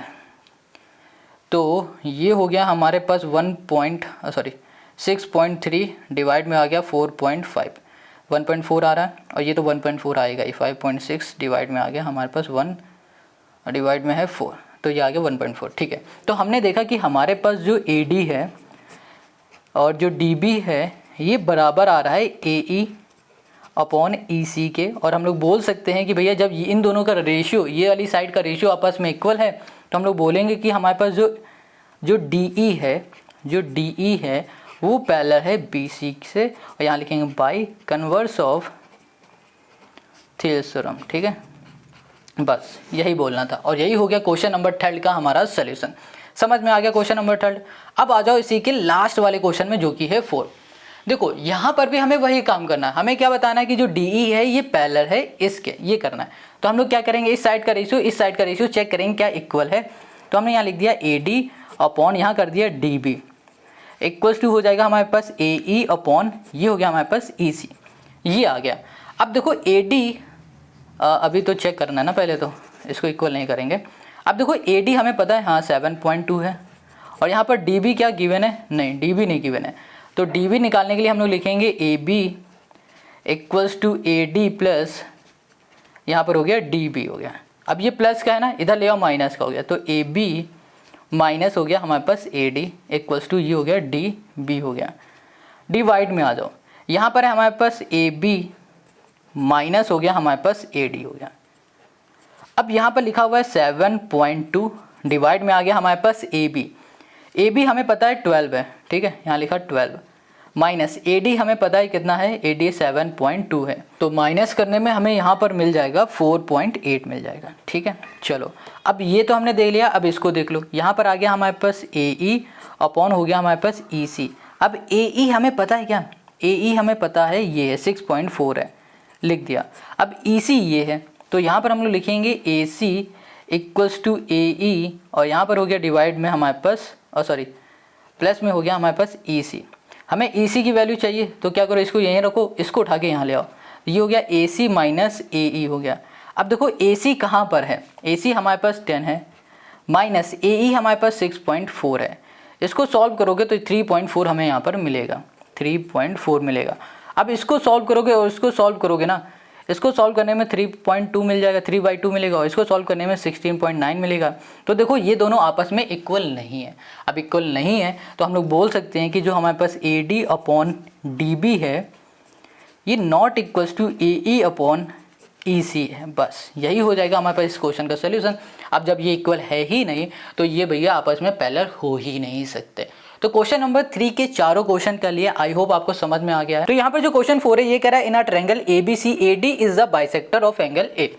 यहाँ फिगर को देखो, ये हमारे पास ABC नाम का एक ट्रायंगल है और यहाँ पर जो AD दिख रहा है ये बाइसेक्ट कर रहा है इस एंगल A को। तो यहाँ पर क्वेश्चन कह रहा है कि AB ये है, AC ये है, BD ये है, तो बताओ जो ये DC है ना ये क्या है, DC क्या है ये हमें फाइंड करना है। देखो इस क्वेश्चन को सॉल्व करने के लिए आपको आना चाहिए एंगल बाइसेक्टर थ्योरम। अगर आपको एंगल बाइसेक्टर थ्योरम आती है तो आप ये इजीली कर लोगे। अब इन क्वेश्चन को करेंगे कैसे वो अभी हम आपको सोल्यूशन में बताएंगे। यहाँ पर जो 4 पार्ट दिए गए ना, 4 क्वेश्चन पूछे गए, चारों क्वेश्चन को सेम तरीके से सॉल्व करना है। अब कैसे करना है वो देख लो। यहाँ पर हमारे पास जो भी गिवन है उसको हमने लिख लिया और साथ में यहाँ पर फिगर बना लिया। अब इस फिगर की हेल्प से सब कुछ समझना। देखो क्वेश्चन ने बताया कि हमारे पास जो ट्रायंगल है, हमने कर दिया इन ट्रायंगल ABC। हमारे पास जो ट्रायंगल है ABC नाम का, इसमें एक हमारे पास AD नाम का क्या है, बाइसेक्टर है। तो हम लोग यहाँ पर लिख सकते हैं AD इज अ बाइसेक्टर। ठीक है, AD is a bisector of angle A। क्या कर रहा है, जो AD है ये बाइसेक्ट कर रहा था एंगल A से। तो हम लोग यहाँ पर यूज करेंगे angle bisector theorem. Angle bisector theorem कहती है कि जो हमारे पास AB है इसके अपॉन में आ जाएगा हमारे पास AC और ये बराबर हो जाएगा BD अपॉन DC। अगर आपको एंगल बाइसेक्टर थ्योरम नहीं आती तो कमेंट करके बता देना और इस वीडियो में 100 लाइक करा देना। आप हर एक थ्योरम का आपको वीडियो हम प्रोवाइड करा देंगे, मतलब अपलोड कर देंगे। ठीक है, तो चलो हमने यहाँ पे लिखा AB upon AC equals to BD upon DC। अब ये हो कैसे रहा, तो यहाँ लिखेंगे बाई एंगल बाइसेक्टर थ्योरम की हेल्प से ये हो रहा है। अब इसमें हमें बस वैल्यू को पुट करनी है। AB हमें पता है ये है 6.4 और AC हमें पता है ये है 8 और यहाँ पर BD पता है 5.6 है और DC हमें पता नहीं है, इसको ऐसे ही रहने दो। अब क्या करते हैं, इसको इधर भेज देते हैं, इसको इधर और DC को इधर, मतलब क्रॉस मल्टीप्लाई। DC हमारे पास इधर आ जाएगा तो ये हो जाएगा हमारे पास 5.6, ये डिवाइड में इधर आएगा तो ये मल्टीप्लाई में हो जाएगा और फिर आ जाएगा हमारे पास 6.4 आ जाएगा। अब देखो जब 8 इंटू 5.6 करेंगे तो हमें मिल जाएगा 44.8 और डिवाइड में है 6.4। जब इसको सॉल्व करेंगे तो हमें मिल जाएगा यहाँ पर 7 और ये DC हमें फाइंड करना था और यहाँ पर हमने DC को फाइंड कर लिया जो कि है 7 सेंटीमीटर। हो गया सोल्यूशन। अब यहाँ पर जो क्वेश्चन नंबर 2 है ना, इसको समझ लो। इसको भी हम लोग सॉल्व करेंगे एंगल बाइसेक्टर थ्योरम की हेल्प से। तो यहाँ पर हमें पता है कि हमारे पास जो ट्रायंगल है ABC नाम का, ये एक ट्रायंगल है और इसमें जो AD है ये बाइसेक्ट कर रहा है। किसे, AD इज अ बाइसेक्टर, यहाँ बोल देते हैं बाइसेक्टर ऑफ एंगल, हमने कर दिया यहाँ पर A। इतनी बात क्लियर है। अब देखो यहाँ पर इसको बाइसेक्ट कर रहा है तो हम लोग यहाँ पर यूज करेंगे एंगल बाइसेक्टर। तो बोल सकते हैं जो हमारे पास AB है उसके अपॉन आएगा AC, वो बराबर हो जाएगा BD अपॉन DC के। Got it, BD upon DC। और ये कैसे हो रहा है, यहाँ पे लिखो बाई एंगल बाइसेक्टर थ्योरम। इतनी बात क्लियर है। अब इस क्वेश्चन को पहले समझो, इसमें हमें करना क्या है। देखो यहाँ पर हमें फाइंड क्या करना है, BD जो कि ये दिख रहा है और हमें फाइंड करना है DC, ये दिख रहा है। हमें ये गिवन है, ये गिवन है और साथ में BC ये पूरा गिवन है। पूरा गिवन है 6 सेंटीमीटर। अब इन दोनों को कैसे फाइंड करेंगे ये समझना है, बहुत सिंपल है।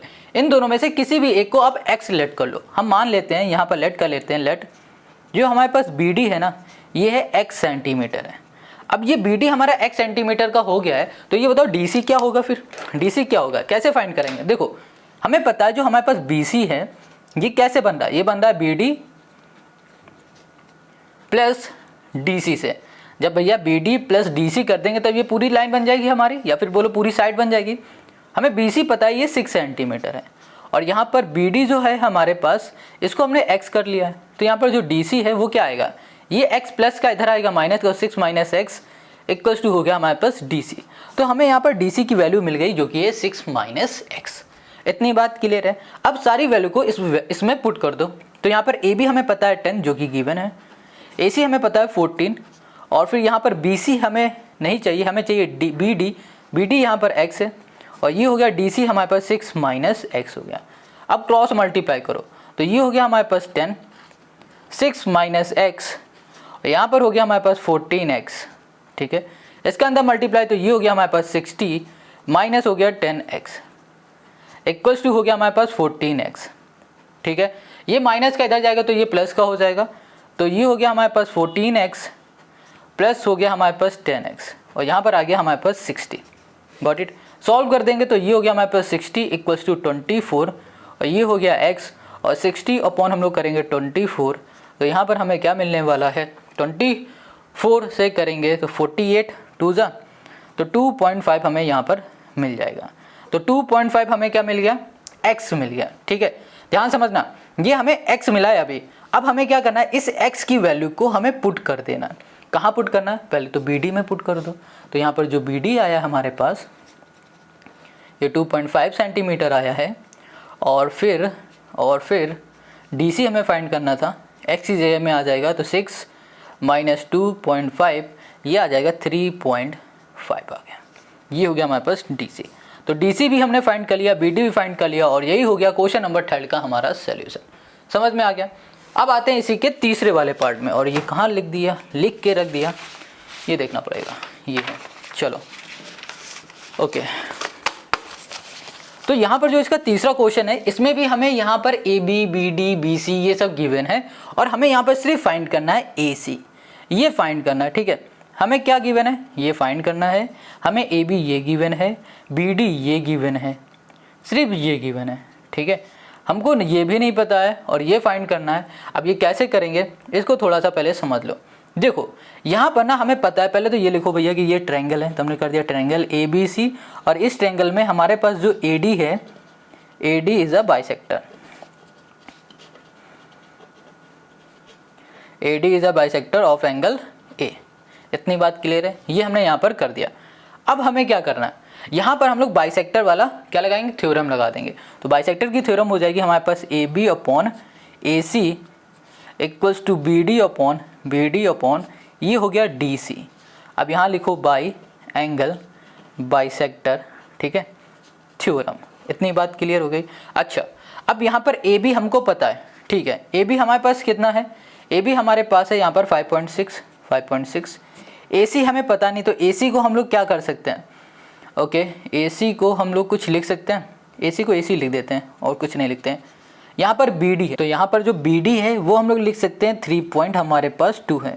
अब देखो डिवाइड में है DC, ये क्या है ये हमें पता नहीं, हमें यहाँ पर सिर्फ पता है BC ये पूरा पता है जो कि है 6 सेंटीमीटर का।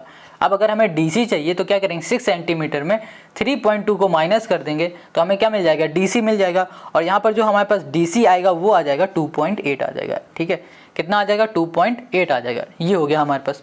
अब क्रॉस मल्टीप्लाई कर दो तो यहाँ पर आ जाएगा 5.6 इंटू आ गया 2.8 डिवाइड में आ गया हमारे पास 3.2 इक्वल्स टू हो गया AC। अब इसको हम लोग सॉल्व करेंगे तो हमें यहाँ पर मिल जाएगा कितना, 4.9 सेंटीमीटर। तो हमें यहाँ पर AC मिल गया 4.9 सेंटीमीटर। क्लियर हो गया, और यही हो गया क्वेश्चन नंबर 3 का हमारा सोल्यूशन। समझ में आ गया। अब आ जाओ इसी के 4th वाले में। देखो यहाँ पर भी हमें वही काम करना है। तो सबसे पहले लिख दो ये ट्रायंगल हमारे पास है ABC नाम का, और हमने कह दिया कि भैया जो AD है ये बाइसेक्टर है, AD is a bisector of angle हमारे पास A है। ठीक है, अब गिवन क्या, AB गिवन है, AC गिवन है और हमें गिवन है DC, ये गिवन है। हमें फाइंड करना है यहाँ पर BC। ठीक है, ये पूरा फाइंड कर लेना है। अब ये पूरा फाइंड करेंगे कैसे, ये देखो सबसे पहले यहाँ पर हम लोग लिख लेते हैं जो कि हमारे पास है एंगल बाइसेक्टर थ्योरम, जो कि हो जाएगा AB upon AC equals to हो जाएगा हमारे पास BD अपॉन DC हो जाएगा। अब AB जो हमारे पास है वो 5.6 है और जो हमारे पास AC वो 4 है, और जो BD है ये क्या है, BD हमें पता है नहीं, BD हमको अभी बिल्कुल भी नहीं पता। तो इसको हम मान लेते हैं ये हमारे पास x है। लेट कर लिया कि हमारे पास BD जो है ये है हमारे पास x, तो यहाँ पर हो गया x। अब DC क्या है, DC हमारा हमें गिवन है, हाँ ये है हमारे पास 3। ठीक है, अब कैसे निकालेंगे, बहुत सिंपल है। यहाँ पर हम कर देते हैं क्रॉस मल्टीप्लाई, तो x इक्वल्स टू आ जाएगा हमारे पास 5.6 इंटू 3 बाई हो जाएगा 4, और इसको हम लोग सॉल्व करेंगे तो हमें यहाँ पर x की वैल्यू क्या मिल जाएगी, तो यहाँ पर x की वैल्यू मिलेगी हमें 4.2 सेंटीमीटर। तो यहाँ पर x का मतलब क्या हो रहा है कि हमें यहाँ मिल गया है BD हमें यहाँ मिल गया है 4.2। देखो हमें BD पता है और DC भी पता है, DC है 3। अब हमें क्या फाइंड करना है, BC फाइंड करना है। तो BC ये कैसे फाइंड करेंगे, तो BC बन कैसे रहा, जब हम लोग BD में ऐड कर देंगे DC को तभी तो बन रहा है। अब BD हमारे पास है 4.2 और DC हमारे पास 3 है, तो 4 3 हो जाएगा हमारे पास 7.2, यहाँ पर आ गया BC, और यही हो गया इस BC का हमारा आंसर। तो क्वेश्चन नंबर हमारा जो 4th है, 4th पार्ट हमारे कंप्लीट हो गए। अब आते हैं क्वेश्चन नंबर 5 पर। अब यहाँ पर जो क्वेश्चन 5 है ये कह रहा है M is a point on the side BC of a parallelogram ABCD DM when produce meet AB produce at and prove that this and this. Question कह रहा है ABCD नाम का जो ये आपको फिगर दिख रहा है ना, ये एक पैरेललोग्राम है और इसका जो साइड BC है इसके साइड में एक पॉइंट बन रहा है जो M है, और ये जो डी से लेकर एम है ना, ये लाइन प्रोड्यूस होके जा रही है और ए से लेकर बी तक ये लाइन आगे जा रही है और दोनों लाइन मिल रही है एन पॉइंट पर। तो क्वेश्चन ने ये कहा है कि जो हमारे पास डीएम है ना, ये डीएम अपॉन है एनएम या फिर बोलो M N equals to D C upon B N. देख लो एक बार है कहाँ यहाँ पर, ये देखो डीएम है, इसके अपॉन में एम एन है और यहाँ पर डी सी है, इसके अपॉन में बी एन है। ये हमें प्रूव करके दिखाना है। ये क्वेश्चन बहुत सिंपल है, कैसे करेंगे अभी हम आपको पहले बता देते हैं। इसको ना सोल्यूशन को देखो ध्यान से। यहाँ पर सोल्यूशन को देखने के लिए आप पहले इस फिगर को देख लो। क्वेश्चन ने क्या कहा है कि हमारे पास ए बी सी डी एक पैरेललोग्राम है। अब ये पैरेललोग्राम है तो इसकी अपोजिट साइड आपस में क्या होंगी, पैरेलल होंगी और साथ में ही इक्वल होंगी। क्या होंगी, पैरेलल होंगी और इक्वल होंगी। तो हम लोग यहाँ पर लिख सकते हैं A B C D is a, ये है पैरेललोग्राम। अब ये पैरेललोग्राम है तो इसकी अपोजिट साइड क्या है, इक्वल है, पैरेलल है। तो अभी हम लोग बी सी पैरेलल बोल देते हैं ए डी के। इतनी बात क्लियर है, ये हो गई हमारी पैरेलल। अब देखो ये साइड इसके पैरेलल है तो हम ये भी तो बोल सकते हैं कि ये वाली साइड एम बी के भी पैरेलल होगी। सिर्फ एम बी की बात कर रहे हैं। अगर ये वाली साइड इस पूरे के पैरेलल है तो ये वाली साइड सिर्फ इस लाइन के भी क्या होगी, पैरेलल होगी। तो हम लोग ये भी बोल देंगे कि हमारे पास जो एम बी है ये पैरेलल है डी ए के। अच्छा, अब ये करने से हो क्या गया, ये करने से हमारा क्वेश्चन सॉल्व हो गया। कैसे, जरा फिगर को थोड़ा सा घुमा लो और इसको इतना छुपा लो। अब देखो ये क्या दिख रहा है, ये ट्रायंगल दिख रहा है ना। अब हमने क्या कहा कि जो ये ट्रायंगल के ये एम बी दिख रहा है ना, ये इतना पार्ट ये पैरेलल है इसके। तो आपको याद आ रहा होगा बीपीटी थ्योरम। बीपीटी थ्योरम कहती है कि अगर ट्रायंगल के किसी भी एक साइड से दूसरी साइड की ओर एक लाइन हमारी जा रही है और वो पैरेलल हो रही तीसरी साइड से, तो हमारे जो साइड होंगे ना, जिस साइड में पॉइंट बन रहा है वो साइड का रेशियो बराबर होगा दूसरी साइड के। ये कहती ना बीपीटी थ्योरम। तो इसका मतलब ये साइड बराबर हो जाएगी इस साइड के। तो चलो यहाँ पर लिख देते हैं। देखो कितना सिंपल इजी हो गया ना ये। तो यहाँ पे लिखेंगे हमारे पास जो ट्रायंगल है, ट्रायंगल डी एन ए नाम का, ठीक है। ये ट्रायंगल जो है इसमें हमारे पास जो एम बी है, एम बी हो गया ये पैरेलल हो चुका है ए डी के। इतनी बात क्लियर है, ठीक है। अब ये इसके पैरेलल हो गया तो हम लोग यहाँ पर यूज़ करेंगे बीपीटी थ्योरम। ये कहती है कि हमारे पास जो डीएम है ये अपॉन में हो जाएगा एम एन के और ये बराबर हो जाएगा A B upon B N के। यहाँ पर रीज़न दे दो बाई, ये हो जाएगा हमारे पास बीपीटी थ्योरम या फिर बोलो थेल्स थ्योरम, ठीक है। बस इसके अब देखो यहाँ पर हमें प्रूफ क्या करना था, डीएम अपॉन एम एन। देखो डीएम अपॉन एम एन हो गया, यहाँ पर D C upon B N है, यहाँ पर A B upon B N है। सब कुछ सेम है, बस यहाँ पर ए बी है, यहाँ पर डी सी है। अब देखो फिगर में ए बी और डी सी है कहाँ पर, ए बी हमारे पास ये है, डी सी हमारे पास ये है। तो हमने क्या बताया कि जो ए बी सी डी है ये पैरेललोग्राम है और पैरेललोग्राम के अपोजिट साइड आपस में पैरेलल होते हैं और साथ में इक्वल होते हैं। तो इसका मतलब क्या हो रहा है कि जो हमारे पास ए बी है ये बराबर भी तो हो रहा है डी सी के। तो ए बी की जगह पे हम लोग डी सी भी लिख सकते हैं। तो यहाँ पर आ जाएगा हमारे पास D M upon M N equals to हो गया हमारे पास D C upon B N हो गया। ये हो गया प्रूफ, यही हमें प्रूफ करना था। देखो कितना इजीली हम लोगों ने प्रूफ कर लिया। अब आ जाओ इसके सेकंड वाले में। यहाँ पर क्या लिखा हुआ है, यहाँ लिखा है डी एन, डी ये है, एन ये है, अपॉन में हमारे पास D M. Okay, D M ये आ गया, ठीक है। और ये हमारे पास ए एन ये है और इसके अपॉन में है डी सी ये है। तो मतलब कहने का है इसमें भी हमें कुछ ना कुछ इसी ट्रायंगल के अंदर काम करना है, इस ट्रायंगल के अंदर काम करना है। तो यहाँ पे लिखेंगे अगेन हमारे पास, फिर से यहाँ लिखेंगे इन ट्रायंगल हमने कर दिया डी एन ए, ठीक है। डी एन ए जो ट्रायंगल है इसमें जो हमारे पास एम बी है ये पैरेलल है किससे, डी ए से। एम बी डी ए से पैरेलल हो गई है तो हम लोग बोल सकते हैं कि हमारे पास जो है, अच्छा इस बार ना हम लोग थोड़ा अलग लेंगे। उस बार हमने क्या लिया था, हम लोगों ने लिया था D M upon M N लिया था ना, ये देखो D M upon M N. But इस बार अलग लेंगे, क्यों, क्योंकि यहाँ पर डी एन लिखा हुआ है। क्या लिखा हुआ है, डी एन और अपॉन में डी एम है। तो हमें डी एम को नीचे रखना है इस बार, ठीक है। तो यहाँ पर हम लोग लिखेंगे एम एन, ठीक है। यहाँ कर दिया M N upon D M. जैसा क्वेश्चन करता जाएगा वैसा वैसा हम लिखते जाएंगे। इक्वल्स टू हमने कर दिया यहाँ पर, ये हो जाएगा हमारे पास बी एन अपॉन हो जाएगा ए बी के, और यहाँ लिखेंगे by B P T theorem, B P T theorem. इतनी बात क्लियर हो गई। ये आ गया हमारा बी पी टी थ्योरम से। अब यहाँ पर हमें करना क्या, देखो यहाँ पर ना हमें कैसे भी करके ऊपर dn लाना है। dn मतलब ये पूरा बना देना है। अभी हमारे पास ऊपर क्या है, सिर्फ mn है, क्या है mn है, सिर्फ इतना है। अगर हम लोग इसी में ये और जोड़ देंगे, इस इतना पार्ट है, इतने पार्ट में ये और जोड़ दें तो ये पूरा हमको मिल जाएगा ना। अब ये कैसे जोड़ेंगे, उसके लिए हमें यहाँ पर 1 को ऐड कराना पड़ेगा दोनों साइड। तो यहाँ लिखेंगे ऐड 1 ऑन, यहाँ कर दिया हमने बोथ साइड, ठीक है। हमें ये ऐसा क्यों करना पड़ रहा है, क्योंकि हमें ये प्रूफ करना है, इसलिए ऑन बोथ साइड कर दिया। इतनी बात क्लियर है। तो ये हो जाएगा हमारे पास mn upon dm plus 1 equals to ये हो गया bn अपॉन हो गया हमारे पास ab प्लस 1 हो गया। तो इसको हम लोग सॉल्व कर लेंगे तो यहाँ पर आ जाएगा हमारे पास dm, ये हो जाएगा mn प्लस dm हो गया इक्वल्स टू ये हो गया हमारे पास ab, ये हो गया bn प्लस हो गया हमारे पास ab हो गया, ये आ गया हमारे पास। अब यहाँ पर इसके आगे देख लो नेक्स्ट पेज में, तो यहाँ पर देखो लिखा हुआ है mn और dm है। अगर हम लोग mn और dm को जोड़ दें तो क्या बन जाएगा, dn बन जाएगा। तो इसकी जगह पे हम लिख देते हैं dn, ये हो गया dn upon dm equals to, अब यहाँ पर bn प्लस ab है, ये देखो bn प्लस ab, इस पूरे को जोड़ दोगे तो क्या बनेगा, an बन जाएगा। तो यहाँ कर दिया हमने an कर दिया, डिवाइड में आ गया यहाँ पर ab। अच्छा अब इसको देखो और जो हमें प्रूफ करना था उसको देखो।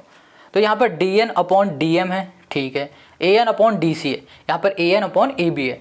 तो यहाँ पर हमें dc लाना है। तो हमने क्या बताया कि भैया ये पैरेललोग्राम है, इस पैरेललोग्राम के जो अपोजिट साइड होंगे वो आपस में इक्वल होंगे।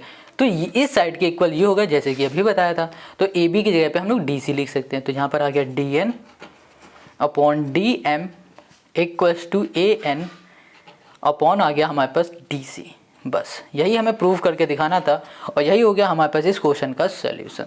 यहाँ पर लिख भी देते हैं कि जो AB है वो बराबर है DC के।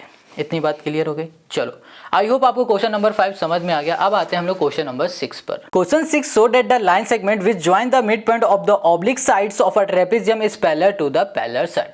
अब देखो क्वेश्चन यहाँ पर 6 क्या कह रहा है कि एक आपके पास ट्रेपेजियम है, उस ट्रेपेजियम के जो ऑब्लिक साइड है ना, उन ऑब्लिक साइड के मिड पॉइंट में पॉइंट बन रहा है दोनों साइड। अब ये कैसे समझ में आएगा, इसको समझने के लिए आप आ जाओ फिगर पे।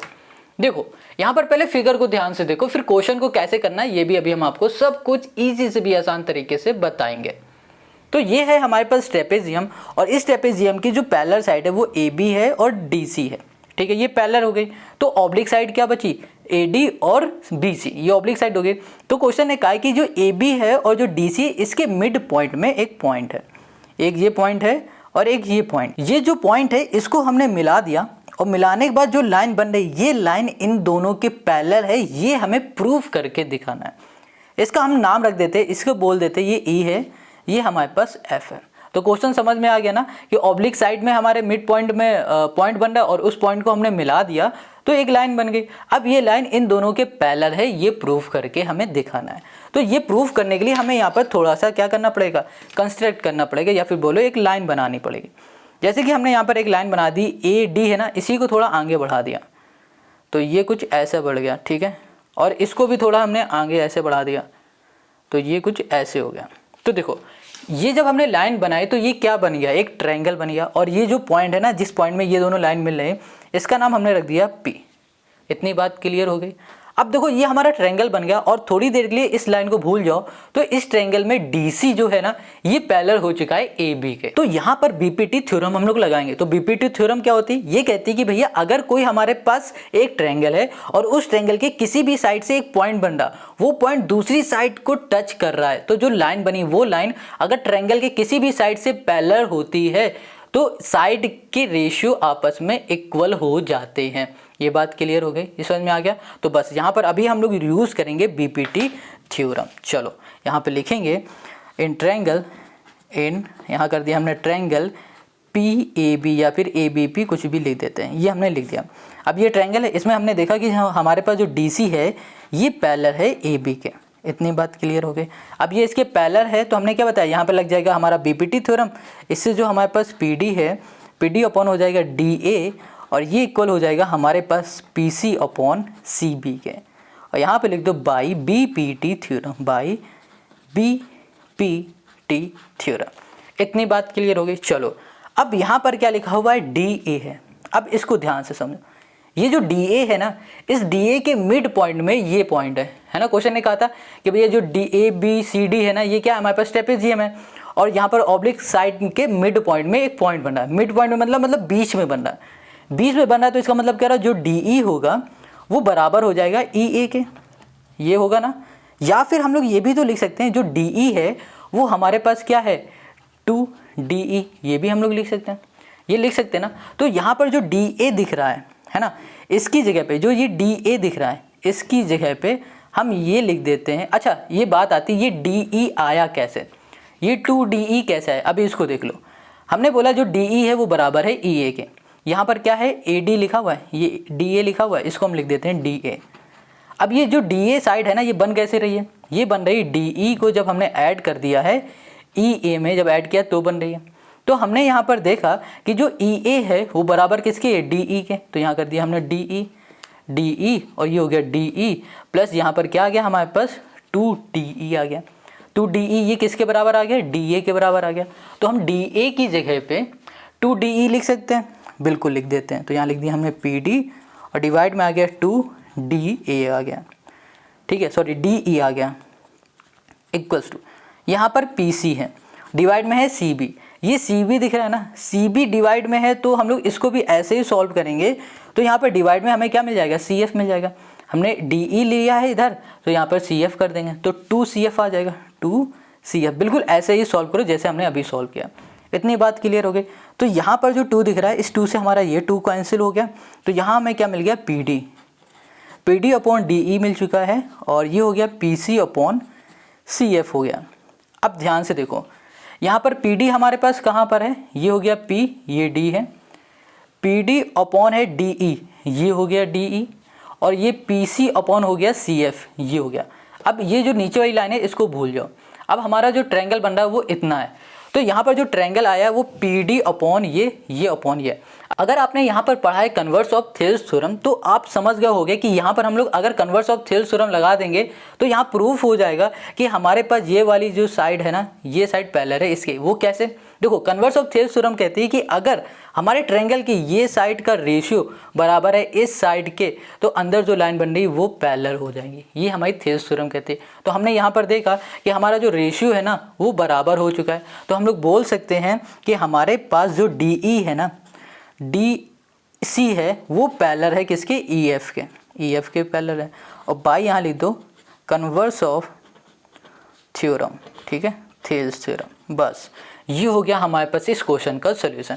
हमें यही प्रूफ करके दिखाना था कि ये इसके पैरेलल है। अच्छा यहाँ पर ये इसके पैरेलल हो गया है, तो इसका मतलब क्या हो रहा है कि ये इसके भी पैरेलल होगा। देखो ये इसके पैरेलल है, ये इसके पैरेलल, अभी हमने प्रूफ कर दिया, तो ये मतलब हो रहा है ये तीनों आपस में पैरेलल हैं। तो यहाँ लिख सकते हैं हेंस प्रूफ कि हमारे पास जो ई एफ है ये पैरेलल हो गया है ए बी के, ठीक है, और पैरेलल हो गया डी सी के। और यही हो गया हमारे पास इस क्वेश्चन का solution. Question 7, in the adjoining figure ABCD is a trapezium in which CD parallel AB and its diagonal intersect at O if this equals to this, OC is this, DO equals to this and OB equals to this, find the value of x। यहाँ पर हमें x की value find करनी है। बहुत simple question है। Question कह रहा है कि हमारे पास ABCD ना ये एक ट्रेपेजियम है, और इस ट्रेपेजियम का जो CD है ये साइड पैरेलल है AB के। अब क्वेश्चन कह रहा है कि ये जो हमारे पास डायगोनल दिख रही है ना O पॉइंट में इंटरसेक्ट कर रही, तो जनाब x की वैल्यू फाइंड करो। जब भी हमारे डायगोनल ना इंटरसेक्ट करते हैं ट्रेपेजियम में, तो हम लोग यहाँ पर लिख सकते हैं, एक सेकेंड अभी बता रहे हैं, यहाँ पर हम लोग लिख सकते हैं AO इक्वल्स टू OC, ये लिख सकते हैं। तो यहाँ पर लिखा हमने AO upon OC equals to हो जाएगा हमारे पास OB अपॉन OD, ये लिख सकते हैं। इतनी बात क्लियर है। क्यों लिख रहे हैं, क्योंकि हमारे पास जो ये डायगोनल है ना इस पॉइंट में इंटरसेक्ट कर रहे हैं, तो इंटरसेक्ट कर रहे हैं तो AO अपॉन OC हो जाएगा, और हमारे पास OB अपॉन OD हो जाएगा। क्लियर हो गई। अब सिंपल सा हमें इसमें वैल्यू को पुट कर देना और हमारा आंसर आ जाएगा। तो देखो AO हमें गिवन है यहाँ पर 2x + 1 कर दिया, डिवाइड में हमें OC गिवन है जो है 5x - 7 है, इक्वल्स टू जो OB है वो है हमारे पास 7x +1 और जो हमारे पास OD है वो है 7x - 5 है। अब हम इसमें करेंगे क्रॉस मल्टीप्लाई, तो यहाँ पर हो गया 2x + 1 हो गया और यहाँ पर हो गया हमारे पास 7x माइनस हमने कर दिया 5 इक्वल्स टू हो गया हमारे पास 7x + 1 हो गया और यहाँ पर हो गया हमारे पास 5x - 7 हो गया। इतनी बात क्लियर है। अब इसका इसमें हम लोग करेंगे अंदर मल्टीप्लाई, तो 2x का इसमें करेंगे तो 2x 7 2 हो जाएगा हमारे पास 14x²। यहाँ पर हो गया 5 2 10, तो यहाँ पर हो गया हमारे पास 10x हो गया। अब इसका इसमें करेंगे तो यहाँ पर हो गया हमारे पास 7x और यहाँ पर हो गया -5 इक्वल्स टू इसका इसमें करेंगे 7 5 हो गया 35x² हो गया और यहाँ पर 7 का इसमें करेंगे 7 7 49, यहाँ पर हो गया हमारे पास x, यहाँ पर प्लस 5x और यहाँ पर माइनस ये हो गया हमारे पास 7। क्लियर हो गया। अब यहाँ पर 14x² है, यहाँ पर 35x² है, तो एक काम करते हैं यहाँ पर जो 35x² है ना इसको यहाँ पर ऐसे ही लिखा और ये हमारे पास प्लस का इधर आ जाएगा माइनस का 14x² हो गया हमारे पास। अब देखो यहाँ पर लिखा हुआ है 10x और यहाँ पर है 7x, इसको सॉल्व करोगे तो यहाँ पर आ जाएगा माइनस का 3x और ये माइनस का 5 है, ये इधर ही लिख देते हैं अभी। अब यहाँ पर इसको सॉल्व करेंगे तो यहाँ पर आ जाएगा माइनस का 44x और ये हो गया माइनस हमारे पास 7। चलो अब इसको सॉल्व करो तो यहाँ पर आ जाएगा हमारे पास कितना 35 है 14 है तो यहाँ पर आ जाएगा 21x²। अब देखो यहाँ पर है 44, ये 44 हमारे पास माइनस का -44x है, यहाँ पर माइनस का इधर आ जाएगा प्लस का 3x हो गया और ये -7 है, ये माइनस का इधर आ जाएगा प्लस का 5 हो गया। यहाँ पर हो गया हमारे पास 21x² माइनस आ जाएगा यहाँ पर हमारे पास 41x और ये हो जाएगा हमारे पास -2। तो देखो हमें यहाँ पर एक इक्वेशन मिल गई जो कि है x 21x² - 41x - 2 है। अब इस इक्वेशन को हम लोग सॉल्व करेंगे फैक्टराइजेशन मेथड से। तो यहाँ पर है हमारे पास 2 × 21 कर देंगे तो यहाँ पर आ जाएगा हमारे पास 42। अब 42 को ऐसे दो नंबर में ब्रेक करो कि जब उसका मल्टीप्लाई करें तो 42 ही आ जाए और जब उसका सम करें तो हमें मिल जाए -41। तो ये दो नंबर हो जाएंगे, जब इन दोनों का मल्टीप्लाई करोगे तो 42 आ जाएगा प्लस का और जब इसका हम लोग सम करेंगे तो हमें -41 मिल जाएगा। ऐसे लिखना पड़ेगा, है ना। ओके ठीक है, तो यहाँ पर मल्टीप्लाई करने में माइनस का आना चाहिए, ठीक है आ रहा है और ये आ रहा है हमारे पास, ठीक है। चलो ये आ जाएगा हमारे पास माइनस का 42 हो जाएगा और प्लस का 1 हो जाएगा। तो इसको हम लोग लिख सकते हैं 21x² माइनस कर दिया हमने 42x और यहाँ पर हो जाएगा हमारे पास माइनस का x और यहाँ पर हो गया -2। अब इन दोनों में से हम लोग 21 को कॉमन ले लेंगे और साथ में x को ले लेंगे, यहाँ पर हो गया x - 2 ओके, ये हो गया हमारे पास 2 और इसमें से हम लोग -1 को कॉमन ले लेंगे तो यहाँ पर आ जाएगा हमारे पास x, यहाँ पर आ गया 2। तो यहाँ पर हम लोग +1 को लेंगे, -1 को लेंगे तो ये माइनस का यहाँ पर प्लस आ जाएगा तो यहाँ पर रहेगा +1 कॉमन और यहाँ पर आ जाएगा माइनस का हमारे पास 2। अब देखो यहाँ पर x - 2 एक ब्रैकेट में आ गया, दूसरे में आ गया हमारे पास 21x + 1 आ गया, ठीक है ये आ गया। अब इसको क्या करो कि ये दोनों हमारे क्या हैं 0 के इक्वल हो जाएंगे, 0 के इक्वल हैं तो यहाँ लिख सकते हैं, इधर लिख देते हैं या फिर दूसरे पेज में कर देते हैं। यहाँ पर हम लोग लिख सकते हैं कि हमारे पास जो है x - 2 ये 0 के इक्वल है और ऐसे ही 21x + 1 ये भी 0 के इक्वल है। ये माइनस का इधर आ जाएगा प्लस का, ये हमारे पास प्लस का इधर आ जाएगा माइनस का और यहाँ पर आ जाएगा हमारे पास 21। तो हमें x की वैल्यू मिली है -1/21 और दूसरी x की वैल्यू मिली है हमें यहाँ पर 2 मिली है, हमें 2 वैल्यू मिले हैं। अब देखो यहाँ पर जो हमारे पास है ना ये x की वैल्यू ये हमारी किस में है, माइनस में। तो अगर हम लोग किसी की भी लेंथ निकालेंगे तो वो क्या माइनस में होगी, नहीं होगी। तो हमारे जो आंसर होगा वो x = 2 होगा और यही हो जाएगा इस क्वेश्चन का हमारा सोल्यूशन। यहाँ पर जो क्वेश्चन 8 है ये कह रहा है in a triangle ABC M and N are the point on the side AB and AC respectively such that BM = CN if angle B = angle C then so that MN parallel BC। यहाँ question कह रहा है कि एक आपके पास triangle है जिसका नाम ABC नाम का है और उसके साइड में M और N पॉइंट बन रहा है। AB साइड में M पॉइंट है और AC साइड में N पॉइंट है और यहाँ पर हमें प्रूफ करके बताना है कि हमारे पास जो MN है ना ये पैरेलल है BC के। देखो इसे जरा एक बार फिगर में, फिगर को अगर आपने समझ लिया तो क्वेश्चन भी आपको समझ में आ जाएगा। यहाँ पर जो ट्रायंगल दिख रहा है ये ABC नाम का है और हमें यहाँ प्रूफ करना है जो ये MN है ये पैरेलल है BC के, ये प्रूफ करके दिखाना है। बहुत सिंपल सा क्वेश्चन है। देखो क्वेश्चन ने क्या बताया कि हमारे पास जो ये एंगल है और ये जो एंगल है ये दोनों आपस में इक्वल है। जब कभी भी ट्रायंगल के जो एंगल होते हैं ना वो आपस में इक्वल होते हैं तो उसके जो अपोजिट साइड होती है वो भी आपस में इक्वल हो जाती है। एंगल बी है ना, इसकी अपोजिट साइड कौन सी, ये वाली है, और ये जो एंगल सी है इसकी अपोजिट साइड ये वाली है, तो ये अपोजिट साइड भी आपस में क्या हो जाएंगी, इक्वल हो जाएंगे। तो हम लोग यहाँ पर लिखेंगे कि हमारे पास जो एंगल बी है जो कि गिवन है और जो हमारे पास एंगल सी है ये आपस में इक्वल हैं, तो इनकी जो अपोजिट साइड होगी ए सी और एंगल सी की जो अपोजिट साइड होगी ए बी ये आपस में इक्वल होगी। क्यों, यहाँ लिख देंगे side opposite to equal angle, equal कर दिया हमने, यहाँ पर एंगल कर दिया। इतनी बात क्लियर हो गई, ये समझ में आ गया। अब देखो यहाँ पर ए सी लिखा हुआ है और ये ए बी है। ओके, जो ये हमारे पास ए सी है इस ए सी को हम लोग कैसे लिख सकते हैं, अगर हम लोग इसको बोल दें कि हमारे पास जो ये ए सी है इसको हम लोग ऐसे लिख दें ए एन प्लस एन सी, लिख सकते हैं ना। तो यहाँ लिख दिया हमने ए एन प्लस कर दिया हमने एन सी कर दिया, ठीक है। अब जो ये ए बी है इसको ऐसे लिख सकते हैं A M plus M B, तो यहाँ लिख दिया हमने ए एम प्लस कर दिया हमने यहाँ पर एम बी कर दिया। इतनी बात क्लियर हो गई।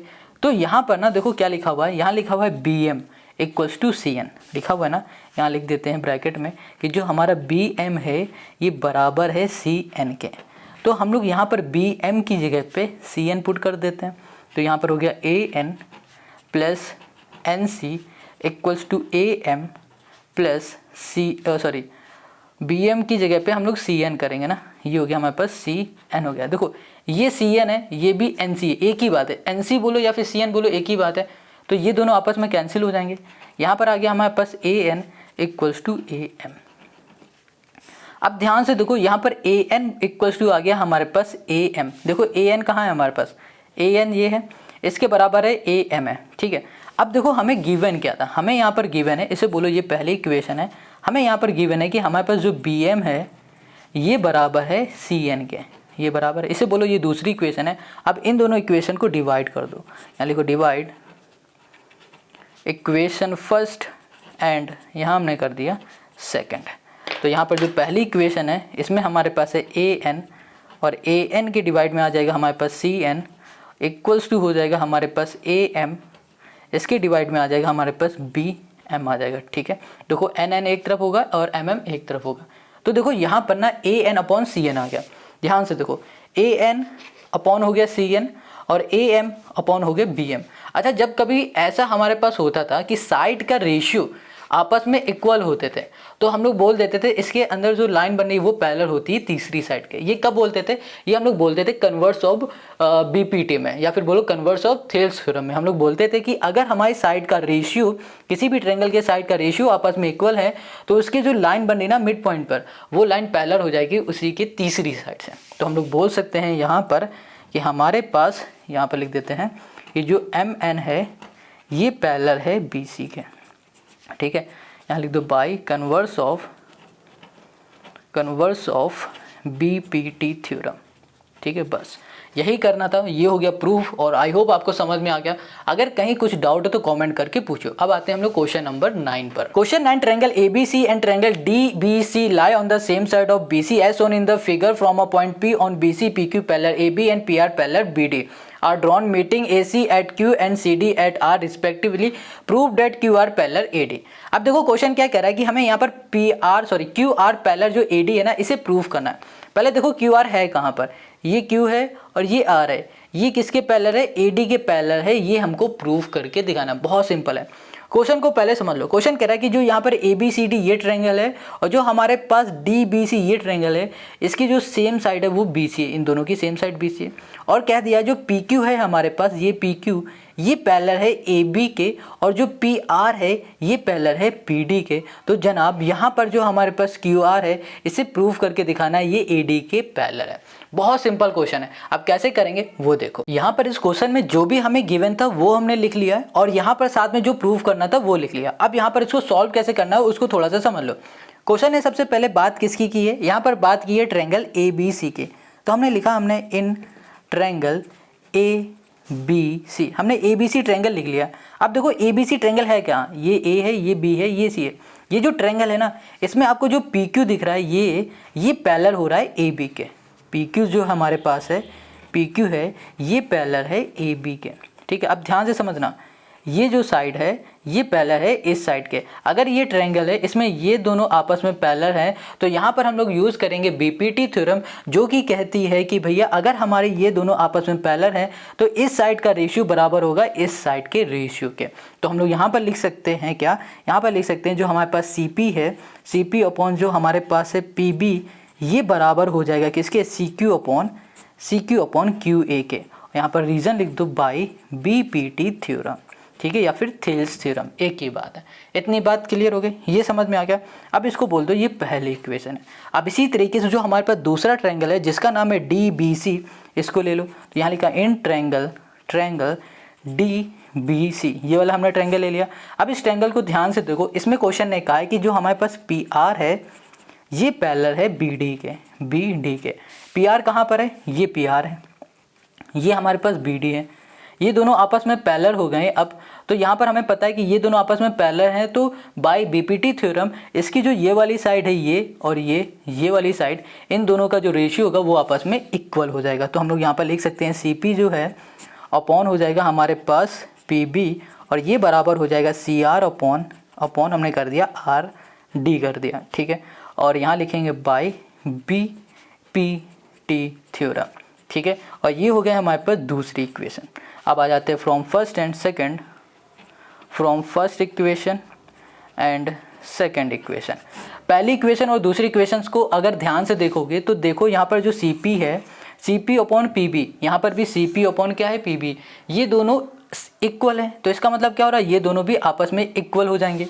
तो हम लोग यहाँ पर लिख सकते हैं जो सी क्यू है इसके अपॉन में जो हमारे पास क्यू ए है ये बराबर हो जाएगा सी आर के, और यहाँ पर था हमारे पास सी आर और आर सी होगा ना शायद, एक सेकंड देख लेते हैं। ये हमारे पास सी आर और ये हो गया हमारे पास आर डी होगा, यहाँ पर ये गलत लिखा था, ये डी है, ठीक है। ये हो गया हमारे पास आर डी के इक्वल है। अब ध्यान से देखना, यहाँ पर C Q upon Q A, देखो ये है कहाँ पर, सी क्यू हमारे पास हो गया ये सी क्यू, ये हो गया हमारे पास सी क्यू, और इसके अपॉन में हो गया हमारे पास क्यू ए, ये हो गया, ठीक है। और ये बराबर किसके, ये बराबर है सी आर के, सी आर ये हो गया और अपॉन में हो गया आर डी ये। तो मतलब क्या हो रहा है, ये वाली साइड का रेशियो इक्वल है इस वाली साइड का। तो इसका मतलब ये हो जाएगा कि इसके अंदर जो ये आपको क्यू आर दिख रहा है ना, ये पैरेलल हो जाएगा ए डी के bye converse of Thales theorem. तो यहाँ पर लिख सकते हैं कि हमारे पास जो क्यू आर है ये पैरेलल हो चुका है अब ए डी के। अब रीज़न देना पड़ेगा, तो यहाँ लिखो बाय कन्वर्स ऑफ बीपीटी बोल दो या फिर थेल्स थ्योरम बोल दो, एक ही बात है, ठीक है। यही हो गया क्वेश्चन नंबर 9 का हमारा सोल्यूशन। यही प्रूफ करके दिखाना था, हमने कर लिया ये प्रूफ। अब आते हैं क्वेश्चन नंबर 10 पर। Question 10, in the given figure side BC of triangle ABC is bisected eight D and O is the any point on AD। Question कह रहा है ABCD जो ये ट्रायंगल है इसकी जो साइड BC है इसके साइड BC में एक पॉइंट बन रहा है जो कि है D, और यही पॉइंट इस BC को बाइसेक्ट कर रहा है। और जो ये आपको AD दिख रहा है ना, इस AD साइड में आपको एक पॉइंट मिलेगा O नाम का। आगे क्वेश्चन कह रहा है BO and CO produce at meet AC and AE at E and F respectively. अब ये BO दिख रहा है, ये BO जा रहा है और AC साइड में मिल रहा है E पॉइंट में, और ये OC दिख रहा है, ये जा रहा है AB साइड में मिल रहा है F पॉइंट में। आगे क्वेश्चन कह रहा है and AD is produce at X so that D is the mid point of OX। जो D दिख रहा है ना, ये OX का भी मिड पॉइंट है। ये जो D है आपको दिख रहा है ये OX का भी मिड पॉइंट है, ठीक है। आगे क्वेश्चन कह रहा है prove that this equals to this and so that this. AO ratio में है AX, AO ये दिख रहा है इसके रेशियो में है AX इक्वल्स टू AF इसके रेशियो में है AB। ये हमें प्रूफ करके दिखाना है।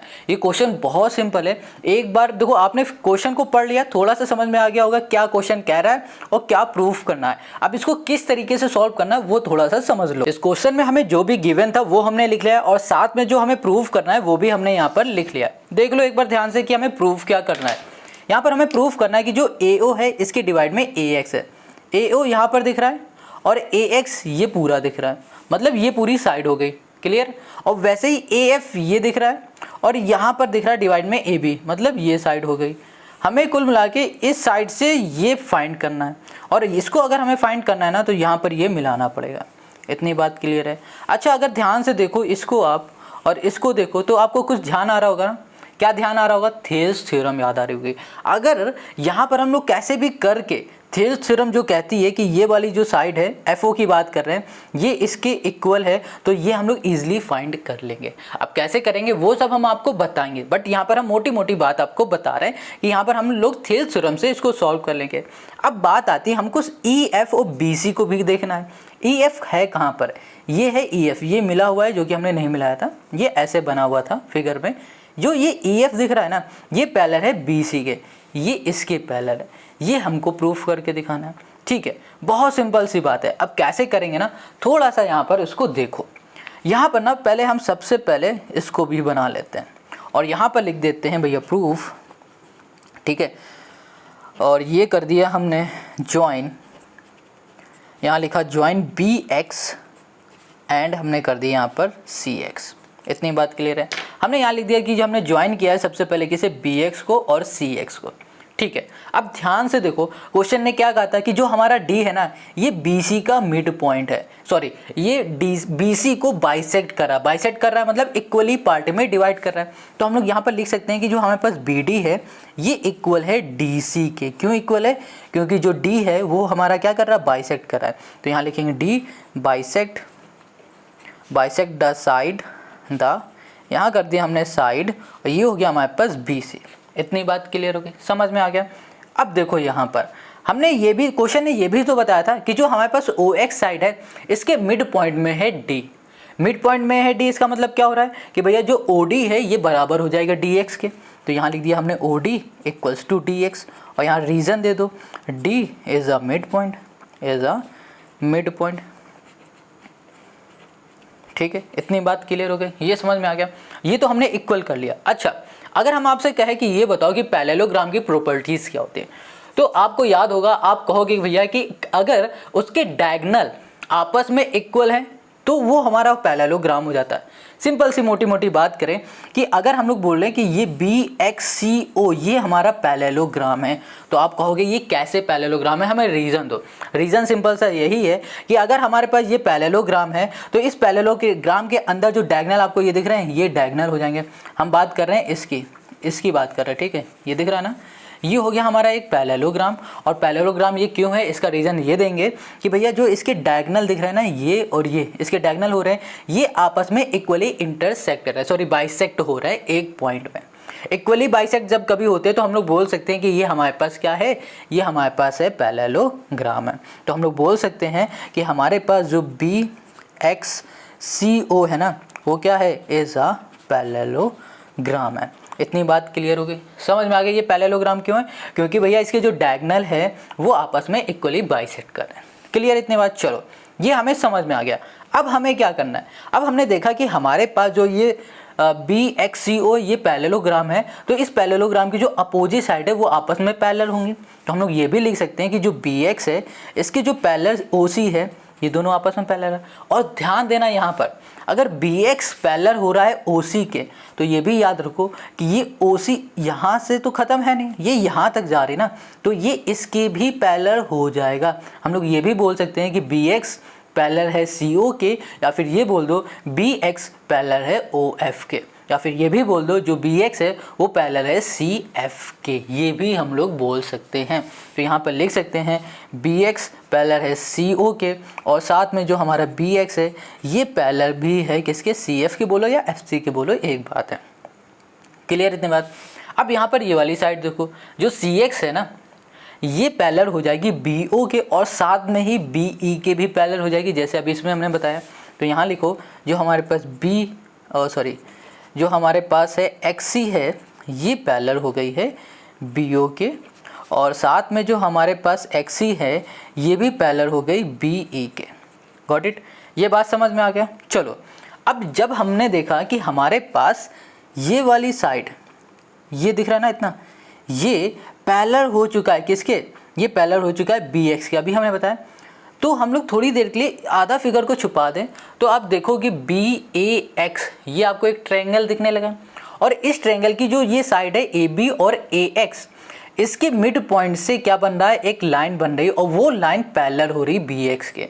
ये कब होती है, ये होती है थेल्स थ्योरम में। थेल्स थ्योरम कहते हैं कि अगर दो साइड से लाइन बन रही है, आपस में मिल रही है और वो लाइन तीसरी साइड से पैरेलल है, तो वो जो साइड है, जिस साइड में हमारे पॉइंट से लाइन बनी है, वो साइड आपस में इक्वली रेशियो में डिवाइड होंगे, इक्वली होंगे। इतनी बात क्लियर है? तो ये बात समझ में आ गई। तो हम लोग यहाँ पर लिखेंगे इन ट्रायंगल हमने कर दिया ए बी एक्स, ठीक है। तो हमने यहाँ पर बोला कि इसमें जो बी एक्स है ये पैरेलल हो गया है भैया किसके, एफ ओ के पैरेलल है, या फिर बोलो ओ एफ के पैरेलल है, ठीक है। अब यहाँ पर आ जाओ, हमने क्या बताया कि हमने यहाँ पर यूज़ करना है थेल्स थ्योरम। तो थेल्स थ्योरम कहेगी भैया कि जो ए एफ है इसके डिवाइड में आ जाएगा हमारे पास ए बी, और ये बराबर हो जाएगा ए ओ अपॉन हो जाएगा ए एक्स हो जाएगा। रीज़न देना पड़ेगा, तो यहाँ लिखो बाई थेल्स थ्योरम। इतनी बात क्लियर हो गई, ये समझ में आ गया ना। चलो अब जैसे ही हमने इसको किया था ना, तो यहाँ पर हमने देखा कि हमारे पास लिखा हुआ है ए एफ डिवाइड में A B equals to A O divide में ए एक्स। अब यहाँ पर देख लो, यहाँ क्या लिखा हुआ है, A O upon A X, A O upon A X, और यहाँ पर लिखा हुआ A F upon A B. ये हमने प्रूफ कर लिया, हो गया प्रूफ। अब हमें क्या प्रूफ करना है कि जो सी एफ है ये पैरेलल है बी सी के। सी एफ अच्छा ध्यान से देखो कहाँ पर दिख रहा है, ये पूरा सी एफ है और ये पैरेलल किसके हो रहा है, और ये हो रहा है BC के, ये इसकी हो रहा है। तो हम लोग एक काम करेंगे, जैसे कि हमने ये वाला ट्रायंगल अभी छुपाया था इस साइड वाला, अब वैसे ही इसको छुपा देंगे और इसको भी आपस में पैरेलल करने की कोशिश करेंगे, जैसे कि अभी ऊपर किया था। तो हम लोग लिखेंगे इन ट्रायंगल AXC, ठीक है। इसमें बोलेंगे कि जो हमारे पास CX है ये पैरेलल है OE के, ये पैरेलल हो गया। अब ये OE के पैरेलल हो गया, तो यहाँ पर भी हम लोग यूज़ करेंगे थेल्स थ्योरम, और थेल्स थ्योरम कहेगी जो AE है इसके डिवाइड में आएगा AC, और ये बराबर हो जाएगा साइड AO अपॉन AX के। यहाँ पर लिखो बाई थेल्स थ्योरम। ये पता ना ये क्यों हो रहा है, क्योंकि भैया थेल्स थ्योरम कहते हैं कि अगर ट्रायंगल के अंदर किसी दो साइड से लाइन हमारी मिल रही है, जैसे एक साइड ये हो गई और एक साइड ये हो गई, यहाँ से लाइन मिले और ये लाइन पैरेलल हो रही इसी ट्रायंगल के तीसरी साइड से, तो यहाँ पर जिस साइड से लाइन हमारी मिल रही है ना, उन साइड का जो रेशियो होगा वो आपस में इक्वल होगा। तो वही चीज़ हमने यहाँ पर लिख दिया। तो अब हमने यहाँ पर देखा, तो यहाँ पर पाया कि जो हमारे पास AE है, इसको लिख देते हैं। देखो जो ये AE है ये बराबर है OX के और AC बराबर है AX के। वैसे ही AF बराबर है AO के और AB बराबर है AX के। यहाँ पर देखो ये चीज़ और इस चीज़ को नोटिस करो। तो हम लोग यहाँ पर आराम से लिख देंगे कि हमारे पास जो है हमारे पास इक्वेशन फर्स्ट, इसको फर्स्ट इक्वेशन बोल देंगे और इसे बोलेंगे सेकंड इक्वेशन। अब यहाँ लिखेंगे फ्रॉम फर्स्ट एंड सेकंड, यहाँ कर दिया फ्रॉम फर्स्ट एंड सेकंड। अब देखो AO इसके इक्वल है और AO अपॉन AX इसके इक्वल है, तो इसका मतलब क्या हो रहा है, ये दोनों आपस में इक्वल है। तो हम लोग लिखेंगे यहाँ पर जो हमारे पास AO है, और सॉरी यहाँ पर है हमारे पास AF है, ये इसके डिवाइड में है AB, ये बराबर हो जाएगा AE अपॉन AC के। बस अब इसको ज़रा ध्यान से देखो, AF कहाँ पर दिख रहा है आपको, ये दिख रहा है A, ये दिख रहा है F। ये जो है ना ये किसके इक्वल है, सॉरी इसके डिवाइड में क्या है, AB, ये पूरी साइड है। अब ध्यान से देखना, AF के डिवाइड में है AB और AE के डिवाइड में है हमारे पास AC। अब अगर इस ट्रायंगल को ध्यान से देखोगे तो इसकी ये साइड का रेशियो और इस साइड का रेशियो आपस में इक्वल है, इस साइड का रेशियो और इस साइड का रेशियो आपस में इक्वल है। तो इसका मतलब इसके अंदर जो ये साइड लाइन बन रही है ना, ये लाइन इक्वल होगी, सॉरी ये लाइन पैरेलल होगी किसके, ये लाइन पैरेलल होगी BC के, इसी ट्रायंगल के तीसरे साइड से, bye converse of Thales theorem. तो यहाँ लिखेंगे जो EF है ये पैरेलल हो गई BC के, यहाँ लिख दो reason by converse of Thales theorem. बस यही हमें करके दिखाना था और यही हो गया क्वेश्चन नंबर 10 का हमारा सॉल्यूशन। आई होप आपको समझ में आ गया। अगर कहीं भी कोई डाउट है तो कमेंट करके पूछो। अब आते हैं हम लोग नेक्स्ट क्वेश्चन पे, और नेक्स्ट क्वेश्चन का वीडियो ना आपको डिस्क्रिप्शन में मिलेगा। आज हम लोग इस वीडियो में पढ़ने वाले हैं क्लास 10 की एक्सरसाइज 7A के क्वेश्चन नंबर 11 से, और 11, 12, 13 आज हम लोग इसी वीडियो में सॉल्व करेंगे। तो यहाँ पर क्वेश्चन 11 कह रहा है ABCD is a parallelogram in which P is the mid point of DC। ये ABCD आपको दिख रहा है, ये पैरेललोग्राम है, और यहाँ पर जो आपको P दिख रहा है ये मिड पॉइंट है DC साइड का। Q is a point on AC, Q जो आपको दिख रहा है ये AC में एक पॉइंट है, such that CQ equals to 1/4 of AC। जो आपको ये सी क्यू दिख रहा है ना, इस पूरी ए सी का 1/4 पार्ट है। आगे कह रहा है if P Q produced meet B C, P Q जो हमारे पास है ये प्रोड्यूस हो रहा है और मिल रहा है यहाँ पर बी सी में, और जिस पॉइंट में मिल रहा है उसका नाम आर है। तो क्वेश्चन यहाँ कह रहा है कि जो ये आर पॉइंट है ना, ये इसका मिड पॉइंट है बी सी का, ये प्रूव करके दिखाओ। ये बहुत इजी क्वेश्चन है, आप कैसे करेंगे वो देखो। इस क्वेश्चन में हमें जो भी गिवन था वो हमने लिख लिया और जो प्रूफ करना है वो भी लिख लिया। अब इसको देखो कैसे ये सॉल्व होने वाला है। यहाँ पर क्वेश्चन ने बताया कि ए बी सी डी ये पैरेललोग्राम है, तो सिंपल सी बात है, हमें ये पता है कि इसके जो डायगोनल है आपस में बाइसेक्ट करेंगे। अब जब ये आपस में बाइसेक्ट करेंगे तो इक्वली पार्ट में क्या हो जाएंगे, डिवाइड हो जाएंगे। मतलब कि इस पॉइंट से ये बाइसेक्ट हो रहे हैं तो इसका नाम ओ रख दिया। अगर हम लोग बात करें ए ओ की तो ये बराबर हो जाएगा ओ सी के, हो जाएगा ना, क्योंकि ये इक्वली पार्ट में बाइसेक्ट होते हैं। तो हम लोग यहाँ पर लिख सकते हैं कंस्ट्रक्ट, यहाँ पर हमने कर दिया ज्वाइन, ये हो गया डी बी, हमने ज्वाइन कर दिया। तो हमने यहाँ पर कहा कि जो हमारे पास है ए ओ ये बराबर हो चुका है ओ सी के। इतनी बात क्लियर है। अच्छा, अगर हम ये बात बोल दें कि जो हमारे पास ए सी है, इस ए सी का जो ओ सी है ये हाफ है, बात समझ में आ रहा है ना। हमने क्या कहा कि ये जो पूरी ए सी लाइन दिख रही है ना, इस पूरी ए सी लाइन का जो ये ओ सी आपको दिख रहा है ये हाफ है।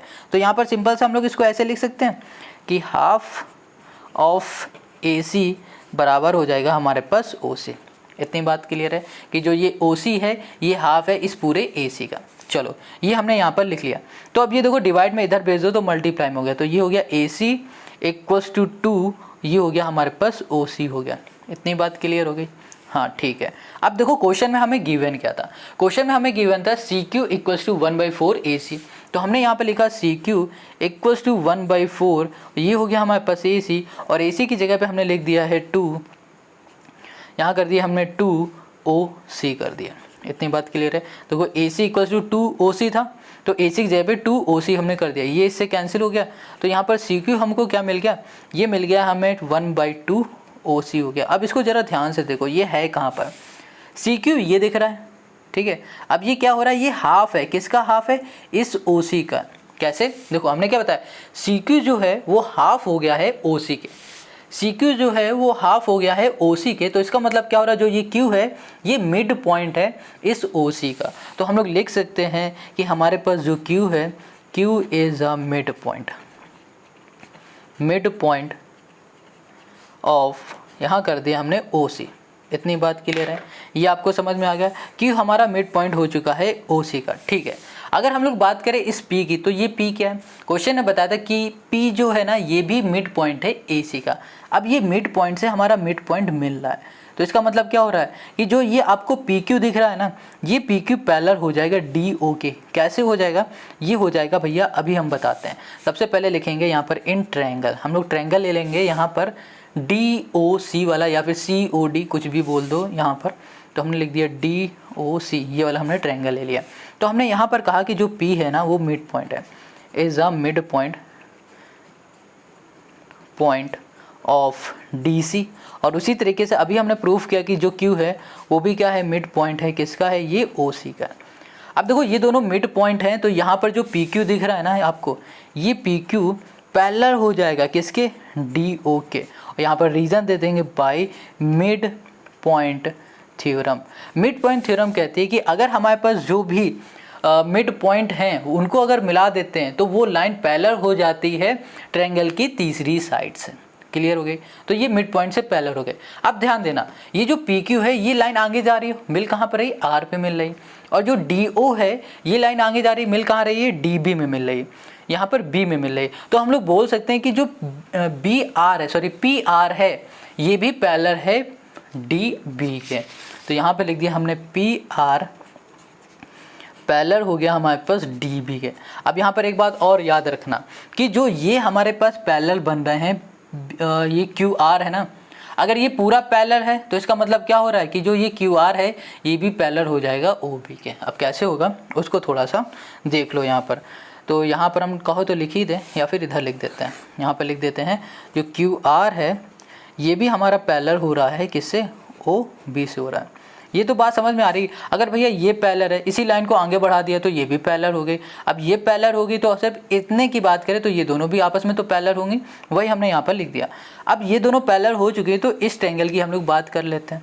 तो यहाँ पे लिखा हमने triangle COB, in triangle COB। अब हमारे पास जो ये Q है, अगर ये दोनों पैरेलल हैं आपस में तो Q ये क्या होगा, ये मिड पॉइंट हो जाएगा। तो यहाँ लिखा हमने Q is a mid point, ये तो हमें पहले से पता है, Q is a mid point of OC। ठीक है, तो भैया ये मिड पॉइंट OC है, तो हम लोग यहाँ पर बोल देंगे कि जो हमारे पास QR है ये पैरेलल हो चुका है OB के। तो यहाँ पर लिख सकते हैं कि R is a mid point of BC। तो हमने कह दिया जो R है ये भी हमारा क्या हो जाएगा, इस BC का मिड पॉइंट हो जाएगा। क्लियर है, इस BC का जो मिड पॉइंट है वो R हो जाएगा। क्यों हो जाएगा, क्योंकि देखो यहाँ पर ना जो converse of mid point theorem है वो कहती है अगर हमारे मिड पॉइंट से कोई लाइन आगे जा रही हो दूसरी ट्रायंगल की साइड में छू रही है, टच कर रही है, तो वो भी जो पॉइंट बनेगा ना वो भी मिड पॉइंट होगा। तो यहाँ पर हम लोग बोल सकते हैं R is a mid point of BC by converse of ये हमारे पास होगा मिड पॉइंट थ्योरम।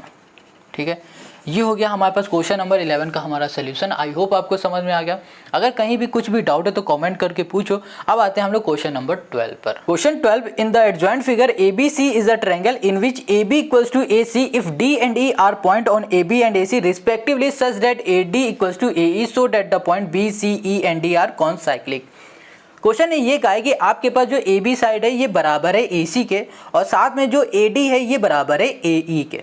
ठीक है, और क्वेश्चन ने ये कहा है कि BCED ये दिख रहा है ना, ये कॉन्साइक्लिक के पॉइंट है। अब ये कॉन्साइक्लिक क्या होता है पहले हम लोग ये समझेंगे, फिर इसको प्रूफ कैसे करना है ये समझेंगे। देखो, अगर हमारे पास कोई सर्कल है, उस सर्कल के अंदर क्वाड्रिलैटरल बन रहा और उस क्वाड्रिलैटरल के जितने भी वर्टिसेस है, 4 होते ना, अगर चारों सर्कल को टच कर रहे हैं तो उसे हम लोग कॉन्साइक्लिक बोलते हैं। कॉन्साइक्लिक तो हमने समझ लिया। अब बात आती प्रूफ कैसे करना है। तो अगर हमने यहाँ पर इसके अपोजिट एंगल क्या है, D के अपोजिट एंगल क्या है C, इन दोनों का सम 180 डिग्री के इक्वल दिखा दिया, या फिर B और E के एंगल का सम 180 डिग्री के इक्वल दिखा दिया, तो यहाँ हम लोग प्रूफ कर देंगे कि ये कॉन्साइक्लिक है। तो ये बात समझ में आ गया। अब हम लोग कैसे दिखाएंगे, कैसे करेंगे वो समझ लो। देखो, सबसे पहले हमें यहाँ पर क्वेश्चन ने बताया कि जो AB है ये साइड बराबर है AC के। चलो ठीक है, AB ये साइड है, ये बराबर है AC के। अगर ट्रायंगल में दो साइड बराबर होती हैं एक दूसरे के, तो उसके जो अपोजिट एंगल होते हैं ना वो भी आपस में क्या होते हैं, इक्वल होते हैं। ये बात हमने समझ ली है। अगर ये साइड आपस में इक्वल है तो इस साइड का अपोजिट एंगल ये है और इस साइड का अपोजिट एंगल ये है, और ये दोनों एंगल आपस में क्या होंगे, इक्वल होंगे। तो इसका मतलब हो रहा है कि जो एंगल B है वो बराबर हो जाएगा एंगल C के। इतनी बात क्लियर हो गई। चलो, ये बात समझ में आ गया। अब हमें क्या करना है, अब देखो जो ये AB है, इस AB को हम लोग कैसे लिख सकते हैं, AD प्लस DB लिख सकते हैं। यहाँ लिख दिया हमने AD प्लस हमने कर दिया DB कर दिया, इक्वल्स टू ये जो AC साइड है इसको हम लोग AE प्लस EC लिख सकते हैं। तो यहाँ लिखा हमने AE और यहाँ कर दिया प्लस, यहाँ कर दिया हमने EC। अब ध्यान से यहाँ पर देखना, देखो यहाँ पर लिखा हुआ है AD इक्वल्स टू AE लिखा हुआ है, यहाँ पर AD लिखा हुआ है ना। ठीक है, AD की जगह पे हमने AE लिख दिया, प्लस यहाँ पर DB है इक्वल्स टू AE है, और यहाँ प्लस है हमारे पास EC है। अब देखो AC ये है, सॉरी AE है ये, और AE ये प्लस का इधर ले आओगे तो माइनस का, तो ये दोनों कैंसिल हो जाएंगे, बचेगा हमारे पास DB इक्वल्स टू हो जाएगा हमारे पास EC, ये बच रहा। तो हमने यहाँ पर देखा कि जो ये DB साइड है ये बराबर है EC इस साइड के, ये दोनों हमने इक्वल कर लिया। ठीक है, तो इसे इक्वल करने से फ़ायदा क्या हुआ, देखो फ़ायदा ये हुआ, क्वेश्चन ने हमें यहाँ पर बताया था कि जो AD है ये बराबर है AE के। क्वेश्चन ने क्या बताया था कि जो AD है ये बराबर है AE के।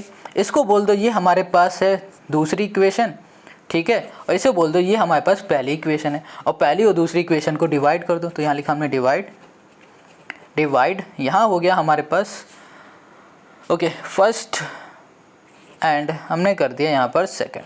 ठीक है, तो ये हो गया हमारे पास AD अपॉन हो गया हमारे पास DB इक्वल्स टू हो गया हमारे पास AE अपॉन हो गया हमारे पास EC। ये हम लिख सकते हैं बिल्कुल। चलो अब इसको थोड़ा ध्यान से देखो, यहाँ पे लिखा हुआ है AD अपॉन DB है कहाँ, ये AD है अपॉन है ये DB है, AE है अपॉन है EC है। तो यहाँ पर हमने देखा कि इस साइड का रेशियो बराबर है इस साइड के, तो इसका मतलब ये हो रहा है कि जो यहाँ पर आपको ये लाइन दिख रही है ना, ये पैरेलल हो जाएगी इसके। क्या हो जाएगी?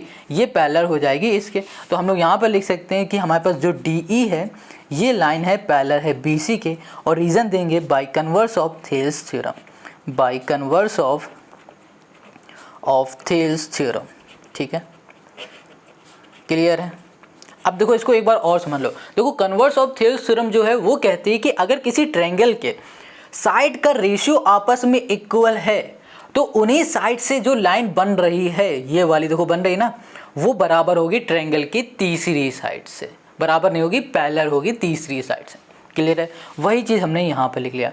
अब हमने देखा कि भैया ये हमारे इसके पैरेलल हो चुका है और ये हमारा इसके इक्वल हो चुका है ना हो, तो हम लोग यहाँ पर बोल सकते हैं कि हमारे पास जो एंगल ये D वाला है और जो ये हमारे पास एंगल B वाला है और जो ये E है, जो ये C है, इसको बोल दो 1 है, ये 2 है, ये 3 है, ये 4 एंगल है।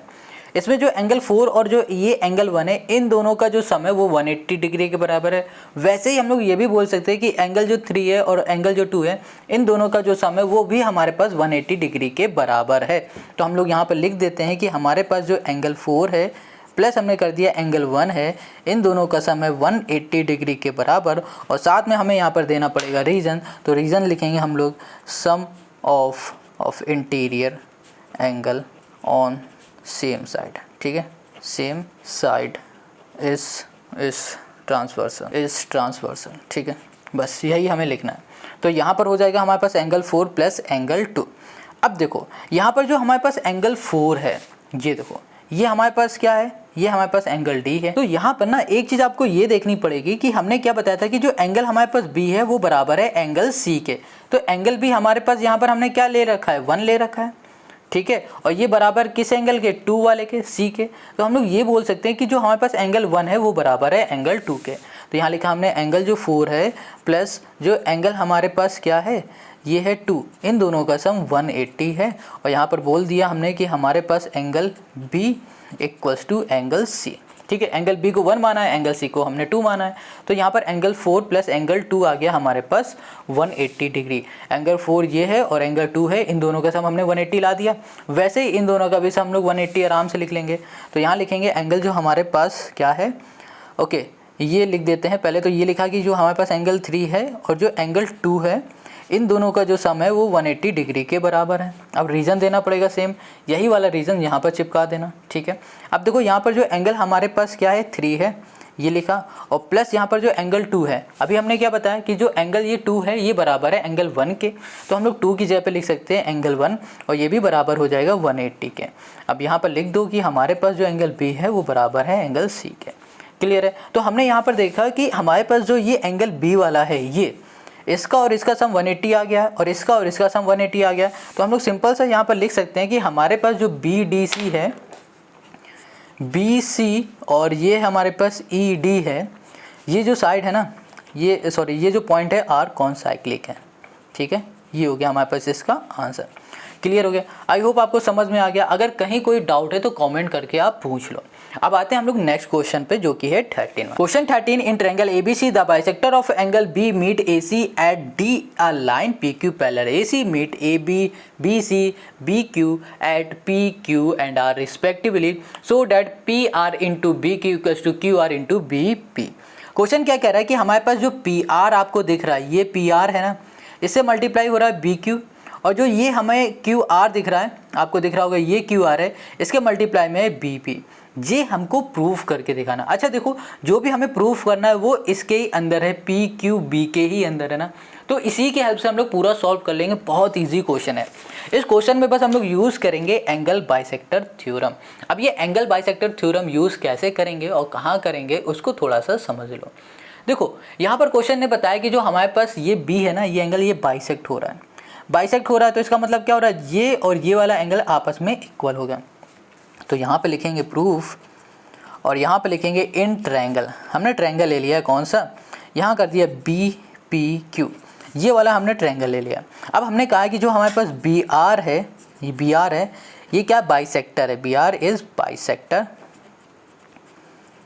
ऑफ एंगल B का बाइसेक्टर है। ठीक है, देखो अगर बी डी बाइसेक्टर है तो इसका मतलब क्या हो रहा है, बी आर बी सी का बाइसेक्टर है, ये पूरी लाइन बी डी है, इतना हटा दो तो क्या बचा, बी आर बचा ना। तो हम लोग ये भी बोल सकते हैं कि जो बी आर है वो एंगल बी को बाइसेक्ट कर रहा है। अब एंगल बी को ये बाइसेक्ट कर रहा है तो हम लोग यहाँ पर लिख सकते हैं जो पी आर है हमारे पास, पी आर, इसके डिवाइड में हमारे पास आर क्यू, और ये बराबर हो जाएगा बी पी अपॉन हो जाएगा बी क्यू। अब ये हो कैसे रहा, यहाँ पर हमने यूज़ कर दिया by angle bisector theorem, angle bisector यहाँ कर दिया हमने थ्योरम। क्लियर हो गया। देखो एंगल बाइसेक्टर थ्योरम कहता है कि भैया हमारे पास जो पी आर है ये डिवाइड में आ जाएगा पी क्यू के, और साथ में बी आर है ना, ये डिवाइड में आ जाएगा बी क्यू के। बस यही हो गया हमारे पास एंगल बाइसेक्टर थ्योरम। अब इसी से हम लोग प्रूफ कर देंगे, ये डिवाइड में इधर चला जाएगा मल्टीप्लाई में, तो ये हो गया पी आर इंटू हो गया हमारे पास बी क्यू इक्वल्स टू हो गया हमारे पास बी पी इंटू हो गया हमारे पास आर क्यू। बस यही हमें प्रूफ करके दिखाना था, और यही हो गया क्वेश्चन नंबर 13 का हमारा सोल्यूशन। आई होप आपको यहाँ पर सब कुछ समझ में आ गया। कहीं कोई डाउट हो तो कमेंट करके पूछो। अब मिलते हैं नेक्स्ट वीडियो में, और नेक्स्ट वीडियो में हम लोग सॉल्व करेंगे एक्सरसाइज 7B।